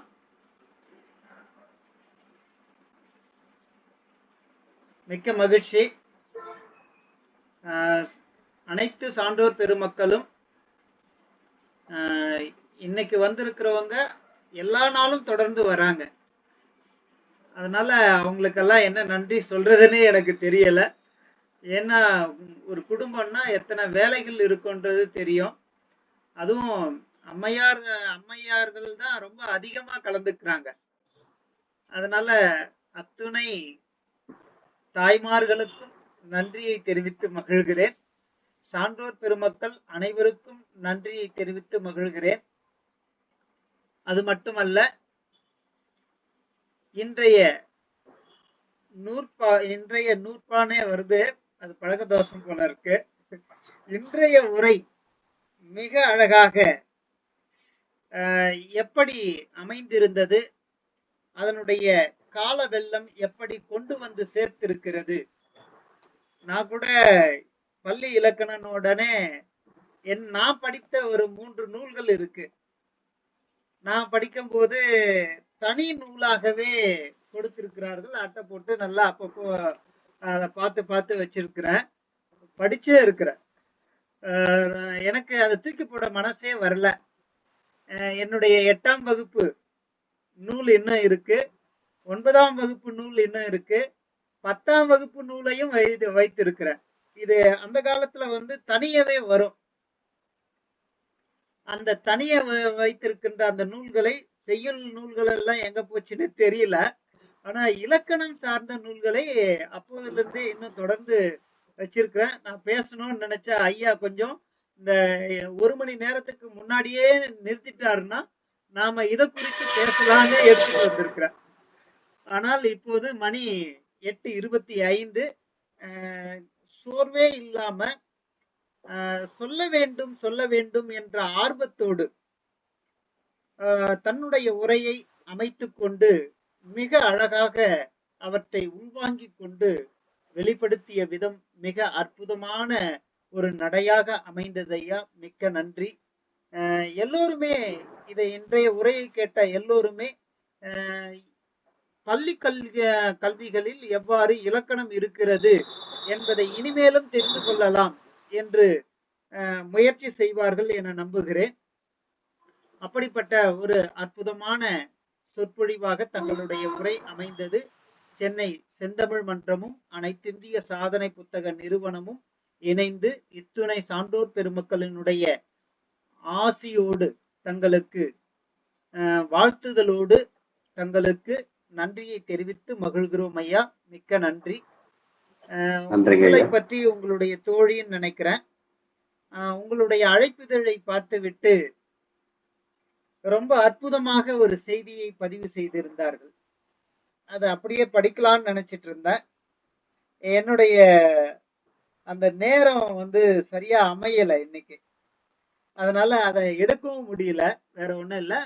இதுதான் சாரம். மிக அற்புதமான பேச்சாளர். மிக அற்புதமாக அவர் பேச்சை எல்லோருமே கேட்பார்கள். அந்த அளவிற்கு அவருடைய பேச்சு அமையும். மிக்க நன்றி தெரிவிப்பதற்கு முன்னாடியே சொல்லியிருக்கிறாங்க, மிகச்சிறந்த பேச்சாளரை தேர்வு செய்ததற்கு மிக்க நன்றி அப்படின்னு முடிச்சிருந்தாங்க. அந்த உரைக்கு ஏற்ப தங்களுடைய உரை இன்னும் அதைவிட ரொம்ப அற்புதமாக அமைந்ததையா. மிக்க நன்றி. அனைத்து சான்றோர் பெருமக்களுக்கும், ஆசிரிய பெருமக்களுக்கும், மாணவ செல்வங்களுக்கும் மிக்க நன்றியை தெரிவித்து, இன்றைய 103வது நாள் மிக அற்புதமான நாளாகவும் அமைந்தது. ஒவ்வொரு நாளும் ஏதோ ஒரு வகையில சிறப்பு எய்தி கொண்டே வருகிறது. இடையில எனக்கு சில சோர்வுகள் தட்டின. நாம எத்தனை முறை சொன்னாலும் சில பேர் இன்னும் இப்படியே பேசிட்டு இருக்கிறாங்களே, ஏன் கொஞ்சம் கூட உழைக்க மாட்டாங்க அப்படின்ற அந்த வருத்தம் எனக்குள் இருந்து கொண்டிருந்தது சில பேச்சாளர்கள் பேசும்போது. அது இல்லாமலும் நம்ம நிகழ்வு வரல, எல்லாத்தையும் கலந்துதான் வந்திருக்கிறோம். அப்படி வந்து கொண்டிருக்கின்ற அந்த வேளையில் ஏறக்குறைய எனக்கு 50 பொழிவுகளுக்கு அடுத்து வருகின்ற போது ஒவ்வொருவரும் ஒவ்வொரு நிலையில் தன்னுடைய சிறப்பை வெளிப்படுத்தி கொண்டே வருகிறார்கள். ரொம்ப அழகா தங்களுடைய உழைப்பை வெளிப்படுத்தி காட்டுகிறார்கள். ஆர்வத்தை தூண்டும் வகையில் இவர்கள் இவ்வளவு உழைத்திருக்கிறார்களே, நாமெல்லாம் இவர்களுடைய உழைப்பில் ஒரு துளி அளவு கூட உழைக்கவில்லையே என்ற எண்ணம் தோன்றுகின்ற அளவிற்கு அவர்களுடைய உழைப்பு அமைந்திருந்தது. இன்னும் குறிப்பிட்டு சொல்ல வேண்டுமானால், நாம ஒரு 3-4 நாட்களுக்கு முன்னாடி 3 பேர் பேசினார்கள். அந்த 3 பேருமே அந்த இடையியலை மிக மிக அற்புதமாக அமைத்து தந்தார்கள். நாம இதெல்லாம் சொல்லியே ஆக வேண்டும். நிறைவு விழாவில் இவற்றையெல்லாம் வெளிப்படுத்த வேண்டும் என்று நினைக்கின்றேன். நான் சொல்லுவது, தாங்கள் சந்தேகம் இருந்தா கூட சென்னை செந்தமிழ் மன்றத்தில் அவர்களுடைய பதிவுகள் எல்லாம் பதிவேற்றம் செய்யப்பட்டிருக்கிறது. நேற்று பேசிய உரைகள் வரை பதிவேற்றம் செய்யப்பட்டிருக்கிறது. எல்லோருமே சென்று அதை பார்க்கலாம். அப்படி பார்க்கும்போது நாம் கடந்து வந்த பாதை உண்மையிலேயே மிக அற்புதமான பாதையாக இருக்கிறது. ஒவ்வொரு நாளும் சென்னை செந்தமிழ் மன்றம் மெருகேறிக் கொண்டே வருகிறது. அப்படிப்பட்ட உரையாளர்களுக்கு எங்கள் மனமார்ந்த நன்றியோடு எங்கள் சிரம் தாழ்ந்த வணக்கத்தையும் நன்றியையும் தெரிவித்து மகிழ்கிறோம். பேச்சாளர்கள் ஒரு புறம் இருந்தாலும் அதை கேட்பவர்கள் இன்னும் அற்புதமாக செயல்பட்டு வருகிறார்கள். அம்மையார் ஒருவர் இங்கு பதிவு செய்து கொண்டார். அம்மையார் ஜெயலலிதா அம்மையார் தான் நினைக்கிறேன். அந்த 7 மணி ஆனா நன்னூல் பாடம் கேட்க வேண்டும், அந்த 7 மணி ஆகும் போதே அந்த நன்னூலை ஞாபகப்படுத்தி விடுகிறது அப்படின்னு சொல்லி அம்மையார் பதிவு செய்திருக்கிறாங்க. ரொம்ப பெருமையாக இருக்கிறது. அத்துணை பேருக்கும் நன்றி ஒரு காணிக்கையாக அமையாது என்பது தெரிந்தாலும், அந்த நன்றியை தவிர வேறு ஒன்றும் சொல்வதற்கு இல்லை என்பதனால் மீண்டும் மீண்டும் அனைத்து சான்றோர் பெருமக்களுக்கும் நன்றியை தெரிவித்து இந்த நிகழ்வை நிறைவு செய்கிறோம். மிக்க நன்றி. அனைவரும் நாளை சந்திப்போம் என்று கூறி விடைபெறுகிறோம். இன்றைய நிகழ்வை நிறைவு செய்கிறோம். மிக்க நன்றி அனைவருக்கும். மிக்க நன்றிங்க ஐயா. ஐயா நன்றிங்க. ராமலிங்கம் பேசுறீங்க ஐயா. வணக்கம். வணக்கம் ஐயா. பேசலாம். நன்றி ஐயா. நன்றி ஐயா. அம்மா நன்றிங்கம்மா. நன்றிங்க ஐயா. ராமலிங்கம் ஐயா பேசலாம் ஐயா. பேசலாம். ஐயா தான் சிறப்பா பாடம் எடுத்தாங்க, நல்லா வகுப்பு நடத்தினாங்க. தெளிந்த நீரோடை போல இருந்தது. மகிழ்ச்சியா இருக்கும். ஒவ்வொரு நாள் ரொம்ப மகிழ்ச்சியா இருக்குங்க. பல விஷயங்களை நான் தெரிஞ்சுக்கிட்டேங்க உங்க வகுப்புல வந்து. ஐயா நீங்க எல்லாம் பெரியவங்க, உங்களுடைய வழிகாட்டுதல் தான் நாங்க இருக்கிறோம். இல்லையா, நீங்க உண்மையிலேயே உங்களுக்கு தான் கோடான கோடி நன்றி. இன்னைக்கு எல்லாரும் பணம் பார்க்குற வேலையில ஆரம்பிக்கிறாங்க.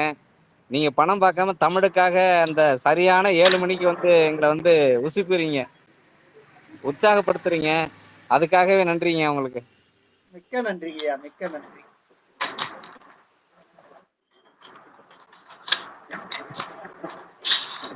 அனைவருக்கும் மீண்டும் நன்றியை தெரிவித்து நாளை சந்திப்போம் என்று விடைபெறுகிறோம். நன்றி, வணக்கம்.